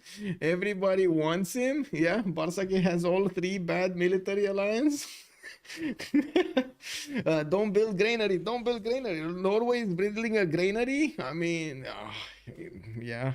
Well, we do have the Norwegian berserker going into the south with a battering ram from Tromsø. Another few more are going to follow, and they're going to get to the city of Armagh with just their sheer feet and firepower.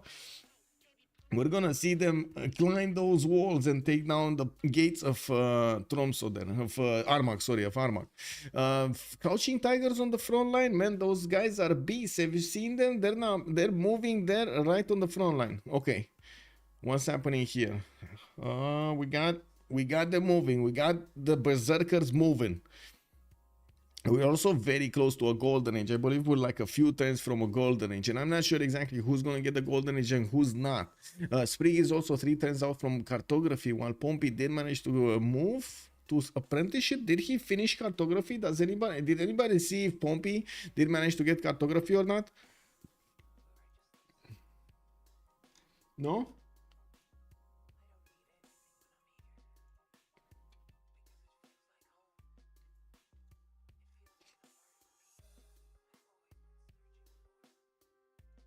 No. Oh well.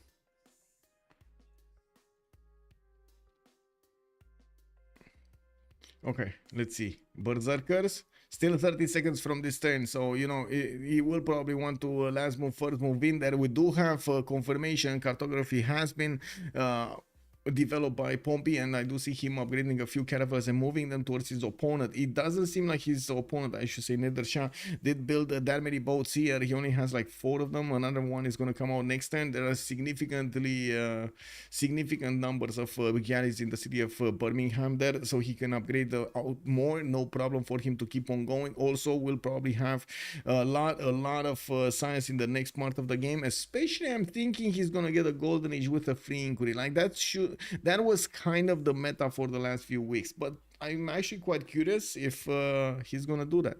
We got Pompey moving in, not waiting a single second to get in through the defenses of Kublai, and as you can see, his caravels are punching through the boats of his opponent. I gotta say, this is quite a problem. Taking out Kublai and having a stab at Mashhad is gonna put a lot of strain on the resources of his opponents, especially if they already have Kazandar taken down, and outside is gonna get pillaged. There are so many moves being done right now by Freritos de la Vega, synchronizing their attacks so they can do the most damage at the same time. Of course, they have been balancing out their economy a little bit, trying to get all of the gold for all of the upgrades, and right now we do see the Zerkers are just a few seconds away from starting their attack runs against the units of Egypt. With knights deployed over here on the east side, it does seem like Egypt is going to have the opportunity to actually hold this. We're going to need to see if this is gonna if he holds, if he rel himself for the next part of the game, as in if he used way too many resources to defend himself against the Zerkers, and does not have the ability to be on the same competitive side as his opponent in terms of cities, stats, and so on. Kazandar needs stirrups, don't know how to take up everything. Yeah, so many texts and so little time. Also, Alan, hello there, sir. Personally, my level is between King and Emperor. I make 4v4 with 7 bots, putting 1 or 2 in the enemy team. In Emperor, you could try something like this. Very nice idea over there, Alan. Thank you. And I do hope you have a lot of fun in them, in the games. You can also check out the multiplayer community if you're comfortable enough playing against other players. I'm pretty sure you're gonna like discord.gg/cpl, the main international server that you have. If you like French, we do have Civ6, and I'm pretty sure we can find some regional servers also. Looking here on the stats, it does seem like more of the, or no, I should say on the text, we got more of these players starting to actually get their cartography. Ozymandias, Roy is gonna get it next turn. We got Sprig getting it in 2 turns. Bartsake is gonna go for machinery. Titiits on construction. Bronze working on Pompey. These berserkers are not gonna do anything. I think I just lost all hope that the berserkers are gonna kill a single unit. Maybe that Mariano Cheret Archer is gonna be the first victim or something, but other than that, there's not gonna be a single pillage being done there. This will still create a problem, a very big problem for him, because again, like he spent so much production on defending himself against the Zerkers. That's only one nation that did manage to get units against Dido and against Cleopatra at the same time, while Persia in the north has just been happily simming away. And we do have to take a look what Bartsake is going to use his stats on, and we do definitely need to see if Elizabeth I is going to manage to take out the 2 cities that he's attacking right now, Shari Kumis, and of course afterwards Mashhad in the north. That is a bit off the coast. It is 1 tile of the, well, I should say 2 tiles of the coast. Still can get hit by frigates and battleships. Norway did retreat from attacking Armagh, and yes, we do have him moving with the units in the south, and I do notice we do have men-at-arms being upgraded there in the city of LPQI that will help out Kazandar keep up with the defense. The Crouching Tigers will have a harder time to actually punch through the defenses, and also will get counterattacked much harder than with the men-at-arms than the swordsman. He already made him waste 500 plus gold. Yeah, exactly. He already wasted so much production and gold there to upgrade.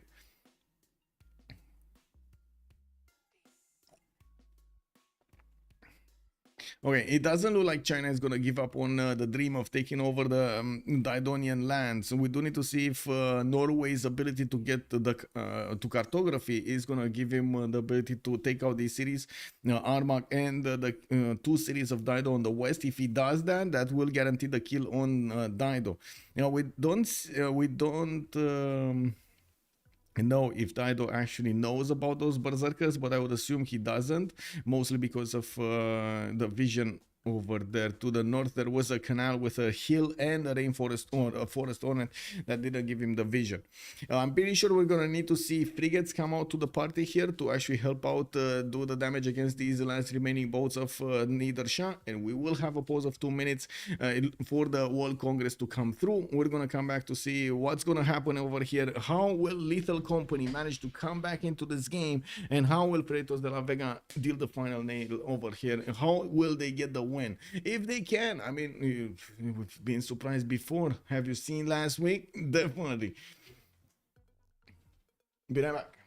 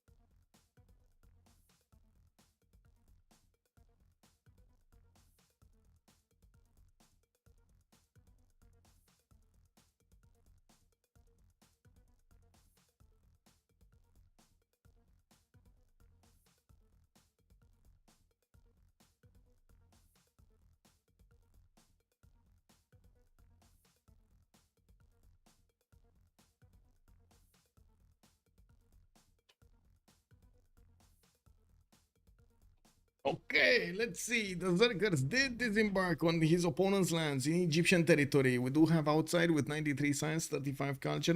Being in a free inquiry golden age, it looks like the ranged units did lose 5 combat strength. And in the meantime, the Zergers, guess what? They got back into the water.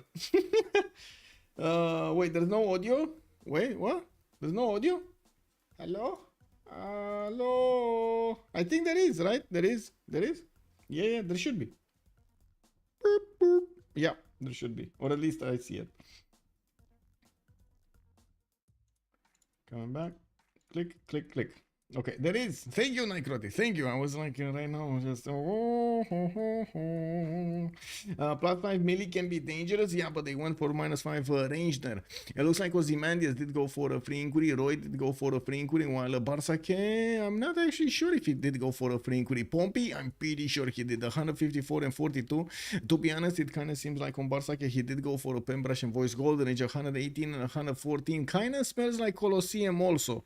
Did he get Colosseum? I mean, that's a lot of that. That seems like if he did go free inquiry, that seems like at least 2 or 3 theater squares and or Colosseum. While if he didn't go free inquiry, that is at least 1 or 2 theater squares with Colosseum on it. There's no other way. I don't think I guess we're gonna need to see his number of Peridesas, but I don't think he actually got like 30 of them, you know. Anyway, let's see. Hey, did you find your answer, Tuan Solo, by the way? Did you find the answer? Okay. So, a few attacks from Elizabeth I. More of these newly upgraded caravels are gonna go onto the front line and gonna start smashing through those caravels of his opponent. Nader Shah will have an advantage. First of all, the extra +5 against full strength unit, and second of all, he's also gonna have the extra heal popping off every turn on that city center. He does have Victor established in there, and I'm pretty sure he actually got all of the tiles in that city center to give him an extra +3 on the defense, which will be quite important. He is getting his divine right. I do see him getting square digging, and I'm pretty sure we're gonna see Elizabeth I start to pump out a few quadrims so he can actually manage to get some frigates out. This is going to be extremely important for his ability to take down his opponent's cities here, Shari, Kumis, and Mashhad. Mashhad is the capital city, by the way, of Persia. That is going to be extremely problematic if he does manage to actually take over that city center. We do have the first caravels also being upgraded in the lands of Skedzmon. That's going to give him significantly more firepower on these units against the biomes of his opponent, while Kazandar is getting, you know, casually figuring out how irrigation works. It does seem like his army in the northeast has been successful of holding off the attacks of China. Auckland has been taken over. I don't see by whom. Who did take it off? Pompey plugged in 11 points into that city. 10 points, because it's 11 -1. We do have Birmingham also going for the granary. I mean, that definitely makes sense. He wants the 10th population, man, the 10th housing. No culture for lethal. Seems like they'll never get to fascism. Yeah, but that's quite a late in the game. They have, I think, other priorities right now, which are definitely problematic. I would say Egypt there definitely needs to get a lot bigger. He couldn't actually get on not even nearly enough the same level as Bartsake. England here, Ozymandias did manage to get the science, but he still needs to work on his culture, and like you said, there isn't that much to work on. We do have him, wait, was that a city? Did he just get a free settler from England? I think he did. I think he actually did get a free settler from England. Look to the north of Samarkand. China got a free settler from England for somehow. He actually levied a few units and got a free settler. Unbelievable, man. Anyway, we do have Roy here also Portent's square digging castles on Titiits. He's gonna get the ability to upgrade those horses into coursers, so making them much stronger going against the many times. He already had the knights for a stronger unit, and I'm pretty sure he was slowly phasing out the horses from his army. Now he will be able to use them with his ability to get 60 science and 52 culture. You can imagine he's gonna have the advantage going forward into the game over Kazandar as the game moves forward. forward. Not quite yet. I'm not really sure what questions to ask it, but I appreciate knowing that you are all willing to help. With much pleasure, sir, and I'm pretty sure you're gonna find a very welcoming community here. So just look at the streams, fire away your questions. Just if you find anything troubling in the game, as in you don't know why somebody did that, just ask away. I'm pretty sure somebody's gonna. If I don't see it, I'm pretty sure somebody from the stream is gonna answer it.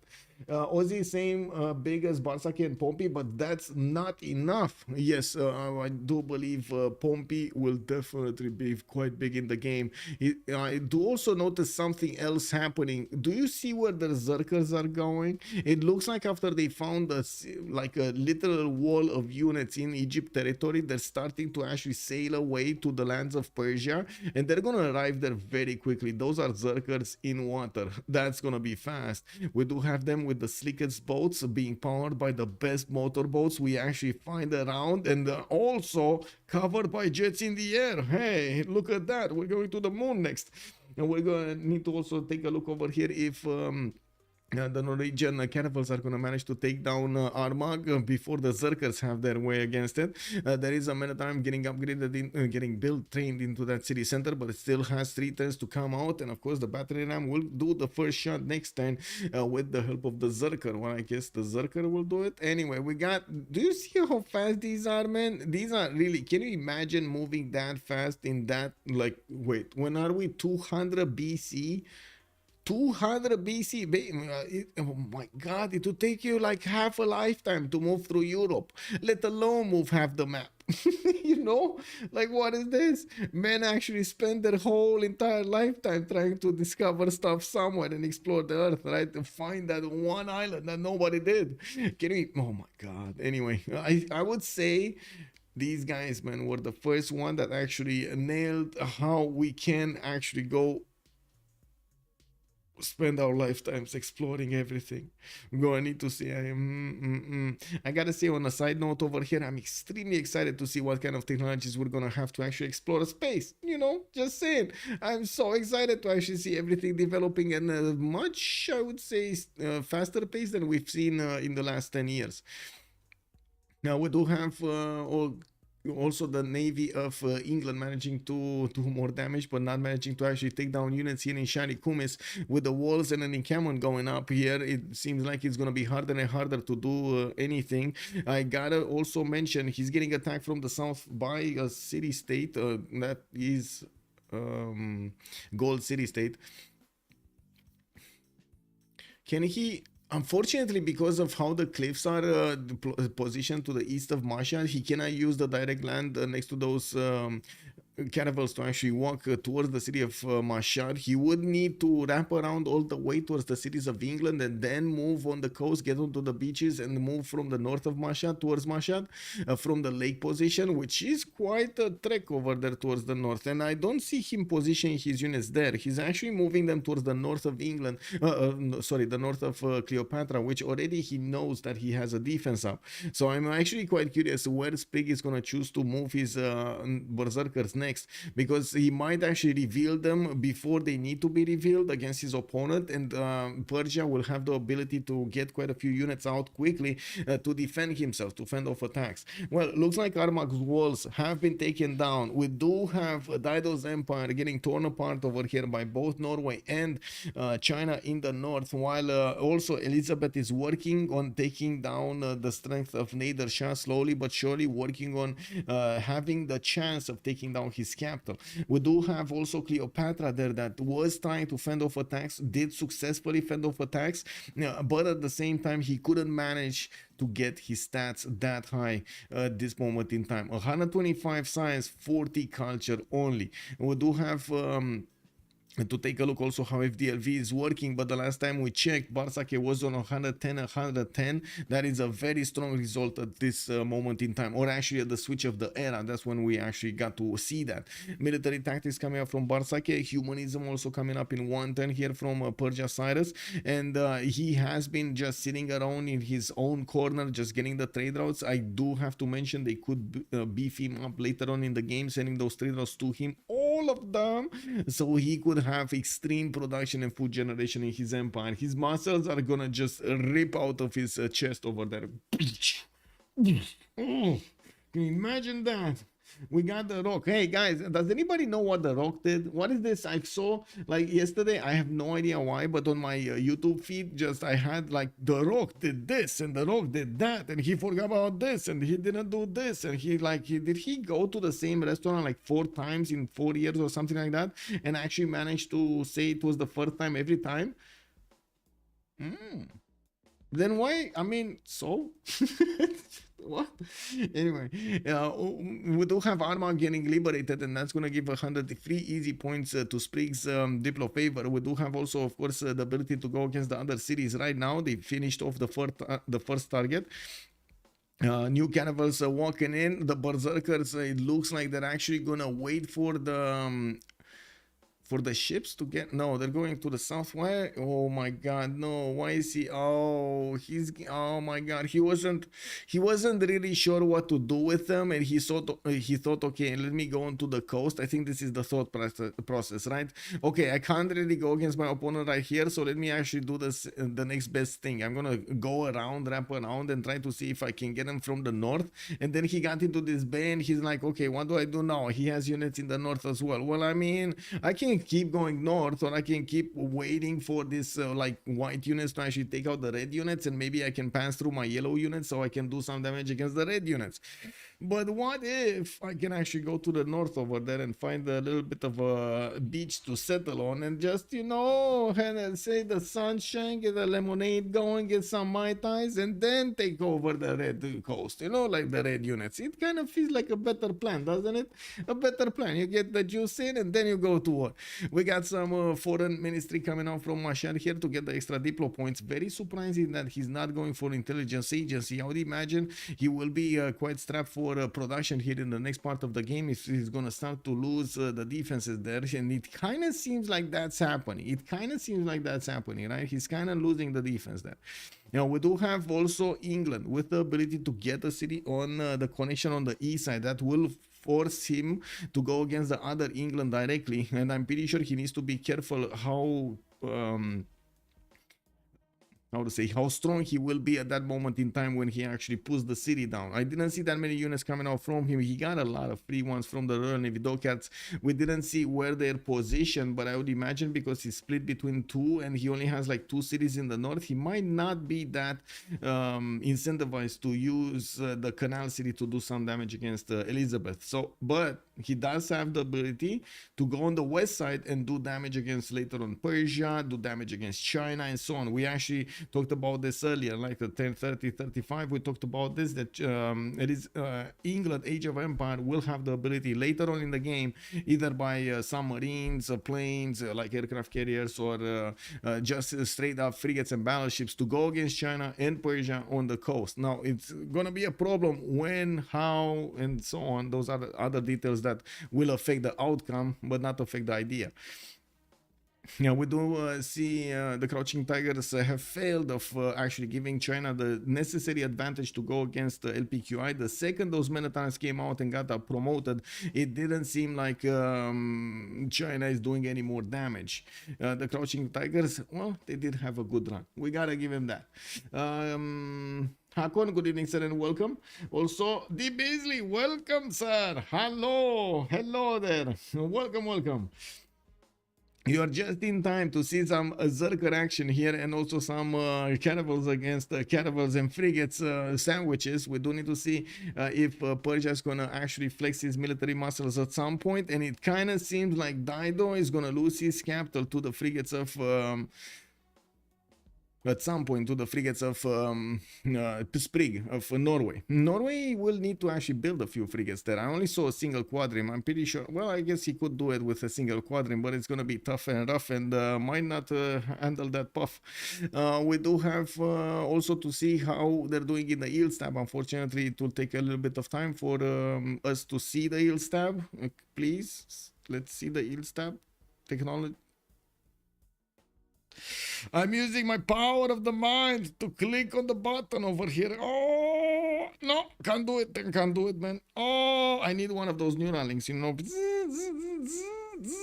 you know, click on button. No, it's not happening. Okay.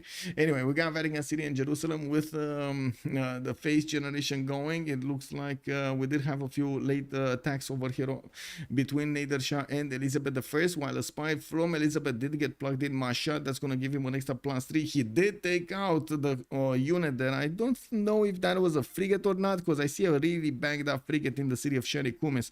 I would assume that was his frigate. It's not going to matter anyway. Oh my god, that scout just made himself a victim. Anyway, now we do have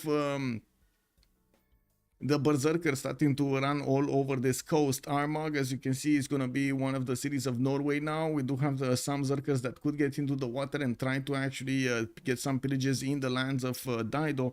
I do also notice Tromsø is going to get his intelligence agency in 3 times while he's building up more of his lighthouses to get his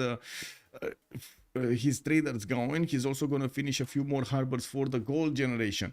We do see Norway did put another 2 cities coming up to a total number of 2, 4, 6, 8, 10 cities on Norway. 2, 4, 6, 8, 10. Wow, he's actually 10 cities compared to Cleopatra. That was kind of free sim. Well, kind of free sim, you know. I have 2, 4, 6, 7. And we do have Nader Shah, that's on 2, 4, 6, 7. And then we do have England, that's probably the biggest one from their opponents, from Little Company. That's on 2, 4, 6, 8, 9. He's not on 10, he's on 9. Well, he wanted to go 10, but he lost that settler, didn't he? China just got it, snatched it with a levied unit. China did steal a settler. Yes, Justin, that is true. So true. He did actually steal a settler with a levied unit. He stole a settler. Can you faith buy berserkers when you have musket tech for faith buying without a chapel? Yes. You should be able to. Yes, you should be able to, especially if you don't have the niter for the musketman. You can eat through the niter and then like set a few units, musketmen in 1 city or 2, and then buy the berserkers out. You should be able to do that. Okay, so the Zerkers are actually going to go towards the northern beaches, and yes, I do notice we got some privateers coming around from Mashhad in the capital city. He's going to try to fend off attacks there with at least something, while in the meantime, it looks like he did manage to do the damage against these English units there, and they will have some support help in the form of, are those sea dogs? That should be a sea dog, right? It's England, so it should have a sea dog. That's actually going to give him the ability to take some units here. Wow, okay. Well, those were the last 2 caravels that Nader Shah had in his bay, and it looks like the berserkers are going to start disembarking over there on the 1 tile and also getting onto the hills. They're going to get into the territory of Mashhad from the north end, might actually get to rip apart all of these traders. Do you see those 4 traders making an impression over here? They're actually making coordinated moves in between the cities, dancing all the way towards the other cities, towards the destination.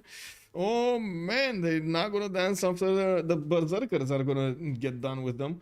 Do privateers count as arranged or not in terms of Congress? That's a very good and interesting question. I do not think the ranged units matter on the seas, if I remember correctly. It should not affect the seas. But I guess we're gonna need to take a look and also ask more players. That's what I remember. London getting his that was Venetian Arsenal getting built in 1 turn from Ozymandias, from Pompey, sorry. And finally, we got to see the yields. So, production numbers, 258 Bartsake versus Ozymandias, 247. Very close, but a lot better stats on Bartsake. Both the science and culture are very high up, 200 gold a turn. Does seem like it's a much more balanced approach. 211 points of production on Pompey versus the 208 of outside, or 172 of Roy. So, he has more than both, but not by a lot. 160 science, more science, about the same culture, 70 culture, a lot more gold, 186 versus 153 and 118. Then Kazandar over here did get outmatched by Titiits and of course Sprig next to him. We did have Titiits on about 60-70 while Kazandar is still on 30-30. That is a bit of an issue there for Kazandar. Well, to be honest, he's kind of starting to bleed cities and he has been forced to make a military from the beginning of the game. That was quite unfortunate.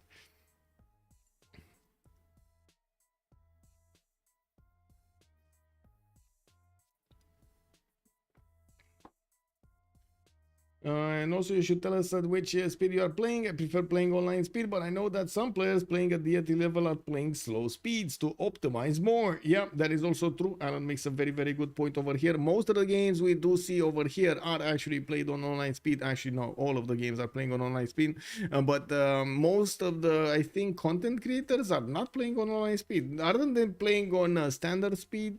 I think so. Isn't also most, like the most players will actually play on the standard speed? I'm actually very curious about that. I would be so curious. Let's do this. Let's do this. I'm gonna put up a poll like for the whole. For the whole YouTube. I'm gonna do a new post on YouTube really quickly. Create post over here and ask everybody, like every one of the subscribers over here, everybody that's gonna see this message. Do you play on? Okay, and then text poll over here, and option 1 is gonna be standard speed. Option 2 is gonna be online speed or marathon. I'm gonna put marathon also because, you know, we gotta have a little bit of fun. Actually, is anybody gonna play marathon? Do you play on? And there we go. I'm gonna post it right now. Let's see. Let's see. We're gonna figure it out. Until tomorrow, we're gonna figure it out, right? Now everybody loves the 14 turn settlers. Exactly, the Beasley. You know, you gotta get everything ready for them, man. You know, when they get out, they have to have a very hot meal going. You know, some hot cocoa also alongside it. Some very good clothes, a very good house, and so on. You know, they need cars over there. How are they gonna move? You can't just. You need to build the roads for them. It's a lot of preparation. You know, we do have the caravels of Norway managing to get next to the city of Tyre, and by the looks of it, there is a safety settler, or I should say a few safety settlers getting out of the cities here of Dido. He's not losing yet his cities. He still has strong defenses, and I'm pretty sure it's going to take some time for the frigates, even for the frigates to chew through them. Also for China to go to all of that trouble to chew through them many times is definitely going to take a while. We do need to see on the other side if Titiits is going to manage to get out of this with his head held high, if he is also going to manage to reposition and start making navy, because he will need to take care of England there. And I think can we follow the post? I don't know exactly if I can follow the post, not gonna lie. This is I'm not that, I would say, used to following the posts, my own posts, but I guess we're gonna see. Anyway, single player equals standard speed. Jenny Bird, thank you so much. Yes, it kind of feels like, yes, single player will play on standard speed, right? They have a lot more time, or they do want to dedicate a lot more time to each turn, and also most of the time they don't play with a dynamic timer on. Now we do have England actually preparing himself. Age of Empire, Ozymandias is actually going to take the mantle of going against Pompey, and I gotta say this is going to be extremely problematic for Age of Empire. We do already have Pompey going for the industrialization. He did also manage to get his Venetian arsenal. He is going to have the ability to probably 110, 210 those caravels out, and I'm pretty sure he's going to also have cartography with the press gangs card on. We did have the Zerkers actually taking quite a bit of a beating over here from the lands of Persia. He could not manage to tear apart all of the traders, and as you can see, there were no cities taken down. There is a canal from Mashhad starting to pump out galleys from that. The canal is going to be built in 2 turns, and he's definitely going to keep up. He's gonna ramp up his aggression against his opponent on the seas there. Is there any news when next Civ game is coming out? No, I'm sorry, we're still waiting for that also. Ever since I played online speed once, I cannot go back to standard. Yes, I know, exactly, right? Exactly, Salty, exactly. The monkey was that also +1, +1. Exactly, yeah, plus. I can only say plus.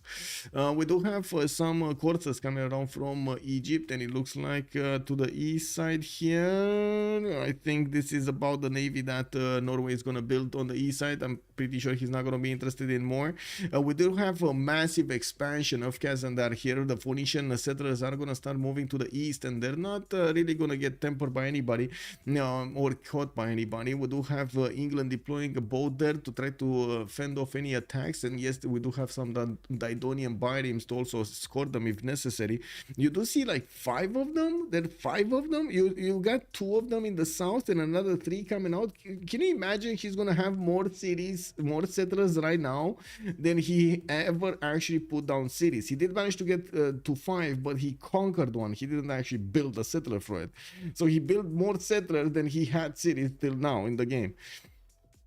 Now we do have Chengdu also starting to get caravels out. This is gonna be a tough problem for both England and Dido.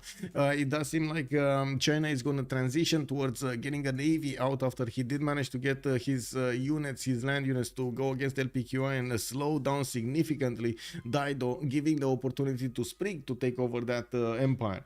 Jacob Fisher, hello there sir, I have been playing Maximum Chaos, huge map, max Civ6 and CS marathon game. It is a labor of love and will probably take 40-50 hours to finish. Oh my god, this actually reminds me, I believe you are that kind of a person that actually has the patience of doing a model, you know, like those like technical models of actually like doing a plane or a boat, and like taking care of all of the details over there, like the coloring and the lining and like the how it fits and everything. Is that correct? Is that correct? Because that's how it feels like to me. You have so much patience. You have so much patience. Dido 4 settlers madness, 5 settlers madness. Woo, woo. Yeah. I mean, he's chewing to the other side over there. Let's see if Ozymandias is gonna love that or not, because he's gonna get invaded by some Didonian settlers. Yep. Oh, there we go. Amazing. Okay, so let's see, what do we have here. Map size is also important when you talk of the game duration. That is so true. These online games take longer than standard spell solo player, to be honest. Ben is not wrong, but at the same time, it kind of depends on how fast you are on making decisions. A lot of the times the players, what I would say, the majority of the player base is taking their time to take in the information, judge, and make decisions slowly. The online community is much more faster and without patience about this. They really want to get through the turns really quickly. There were a few players that during, and like, I know we lost a few players because of this, because of how fast everybody else wanted to play during the years. If you remember correctly, we did have at the beginning, we started off setting up times like 2 minutes beginning, and then we were ramping up to like 4 minutes or something at the end of the game, and incrementally increasing the times. Now we actually end up starting off like 20 seconds or 30 seconds minimum, and then we go up to like maybe 2 minutes and something. There's not gonna be a 4-minute wait time. I love marathon when opponents let me steal their settlers by accident. Green spirit. Yeah. Makes sense, man. Makes sense. It looks like Shari Kumis is going to be successfully taken down. We do have also Mashan making a critical error, since he did build the canal. He's going to let in that the privateer to actually do some mischief there. We do have also the units in the north, the berserkers starting to wrap around the territory, and we'll have the opportunity to go against Nader Shah from the north. Okay, so this city is going to be taken down. Mashhad is going to be taken down. There's no way he will stop actually the boats from taking over that city with the caravels now that he built the canal. You can't wait. Shouldn't there be a way for you to destroy your own canal? Come on, there must be a way. Like, come on, you have seen it in real life also, right? When you have like strategic bridges, for example, will have explosives, or can be. You can have demolition teams actually take them out really quickly, right? Why not do this for canals in the game? You know, like it's my canal. I want to take it down. You know, what do you mean? It's my canal. It's connecting my land to the enemy. I want to take it out. You know. Cisco already calling out the CC incoming. The canal to Mashhad, yes, Mozraf, yes, he did it. I mean, I know he did it out of his need to get more boats. Wanted to get to use Mashhad's ability to actually get to have a lot of production going to get those boats out. Unfortunately, he kind of got it a bit too late.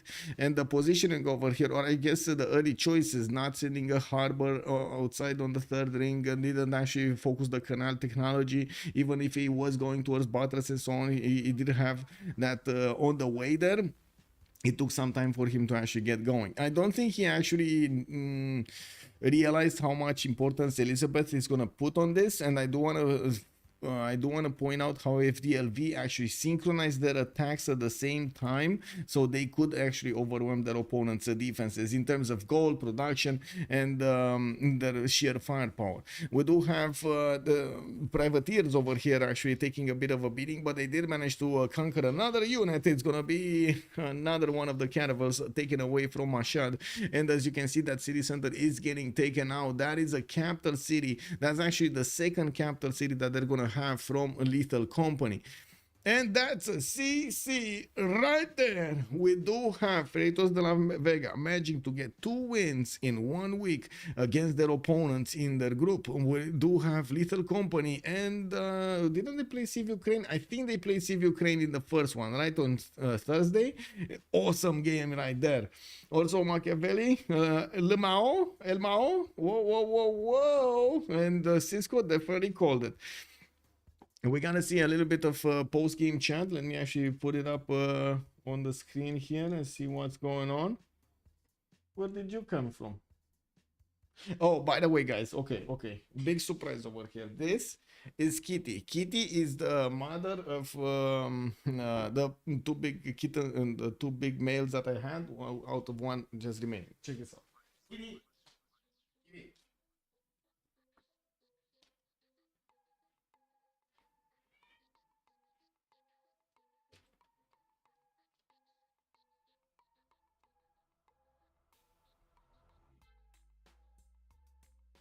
Okay, Kitty is a very fussy kitty. Kitty is very mad also, and very aggressive. We actually needed to actually take care of her as much as possible in our house because of her. But now I guess she's a little bit more into her late years, so she's settled down. She's trying to actually teach the other one, but can't really stand her. So you know, it is what it is. Female cats not really liking each other here. It is what it is. Anyway, let's pop in to the debrief channel and take a look at what are the opinions of the players here. And I think I need to switch my sound settings, get stuff done. Okay.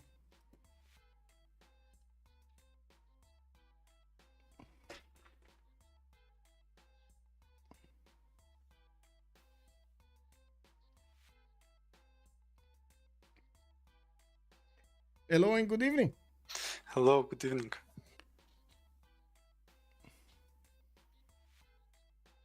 That was quite some pressure on Dido over there. Yeah, it was kind of unfortunate. He has a naval opponent and also Land. China Yeah. in his face. Yeah, it's Yeah, very yeah. hard to defend.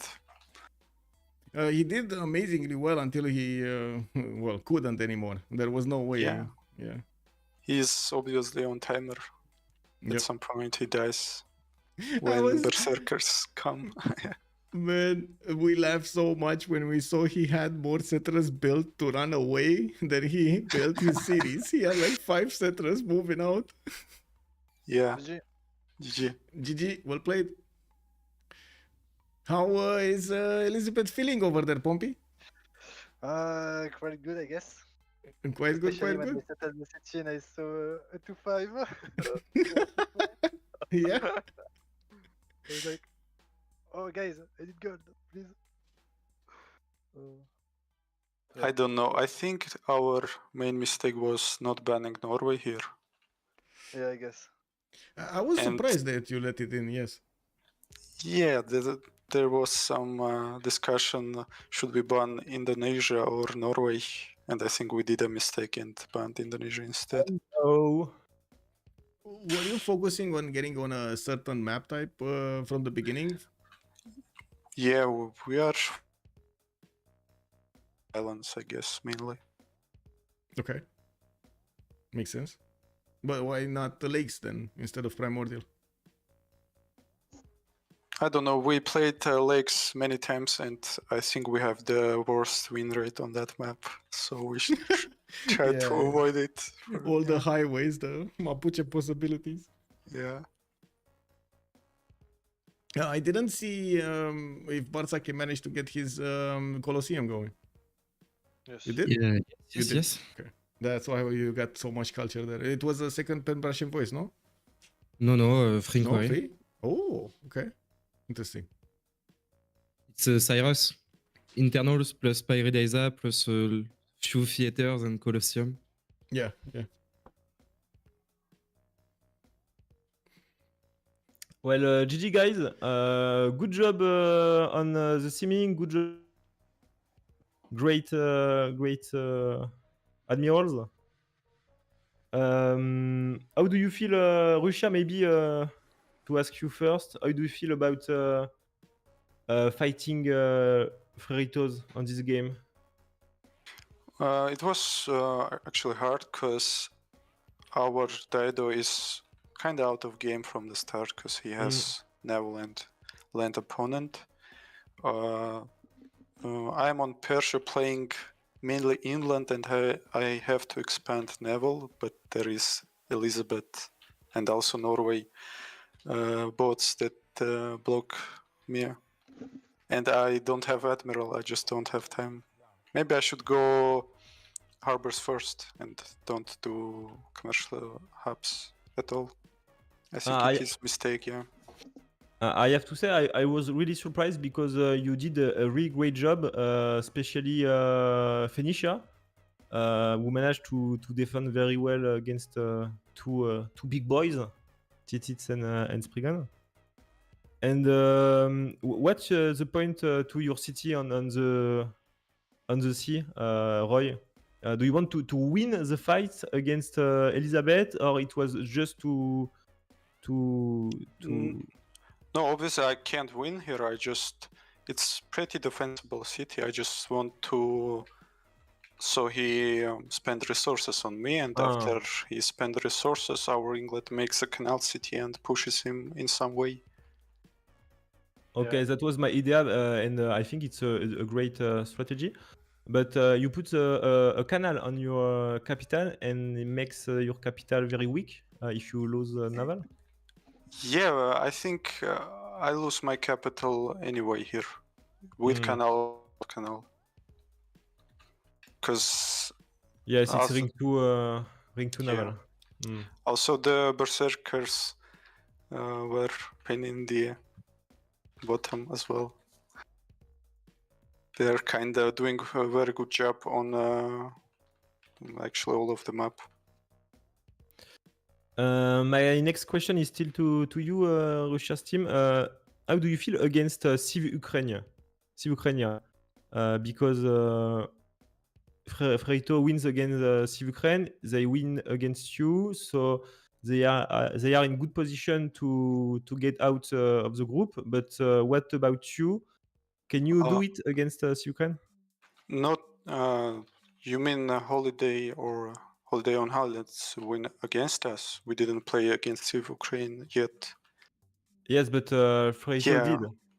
Yeah, we think we probably gonna win that, but I think in this group our main opponent is the host team, not Civ6.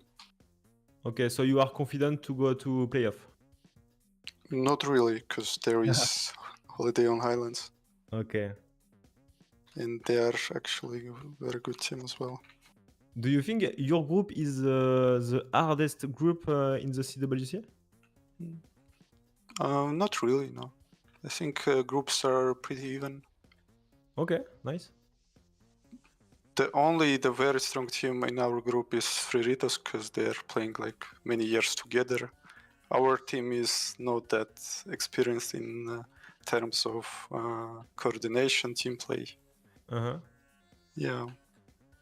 Yeah, that attack from Freritos right now, synchronizing all of their attacks in like, just a few turns was beautiful to watch. Yeah, really good job.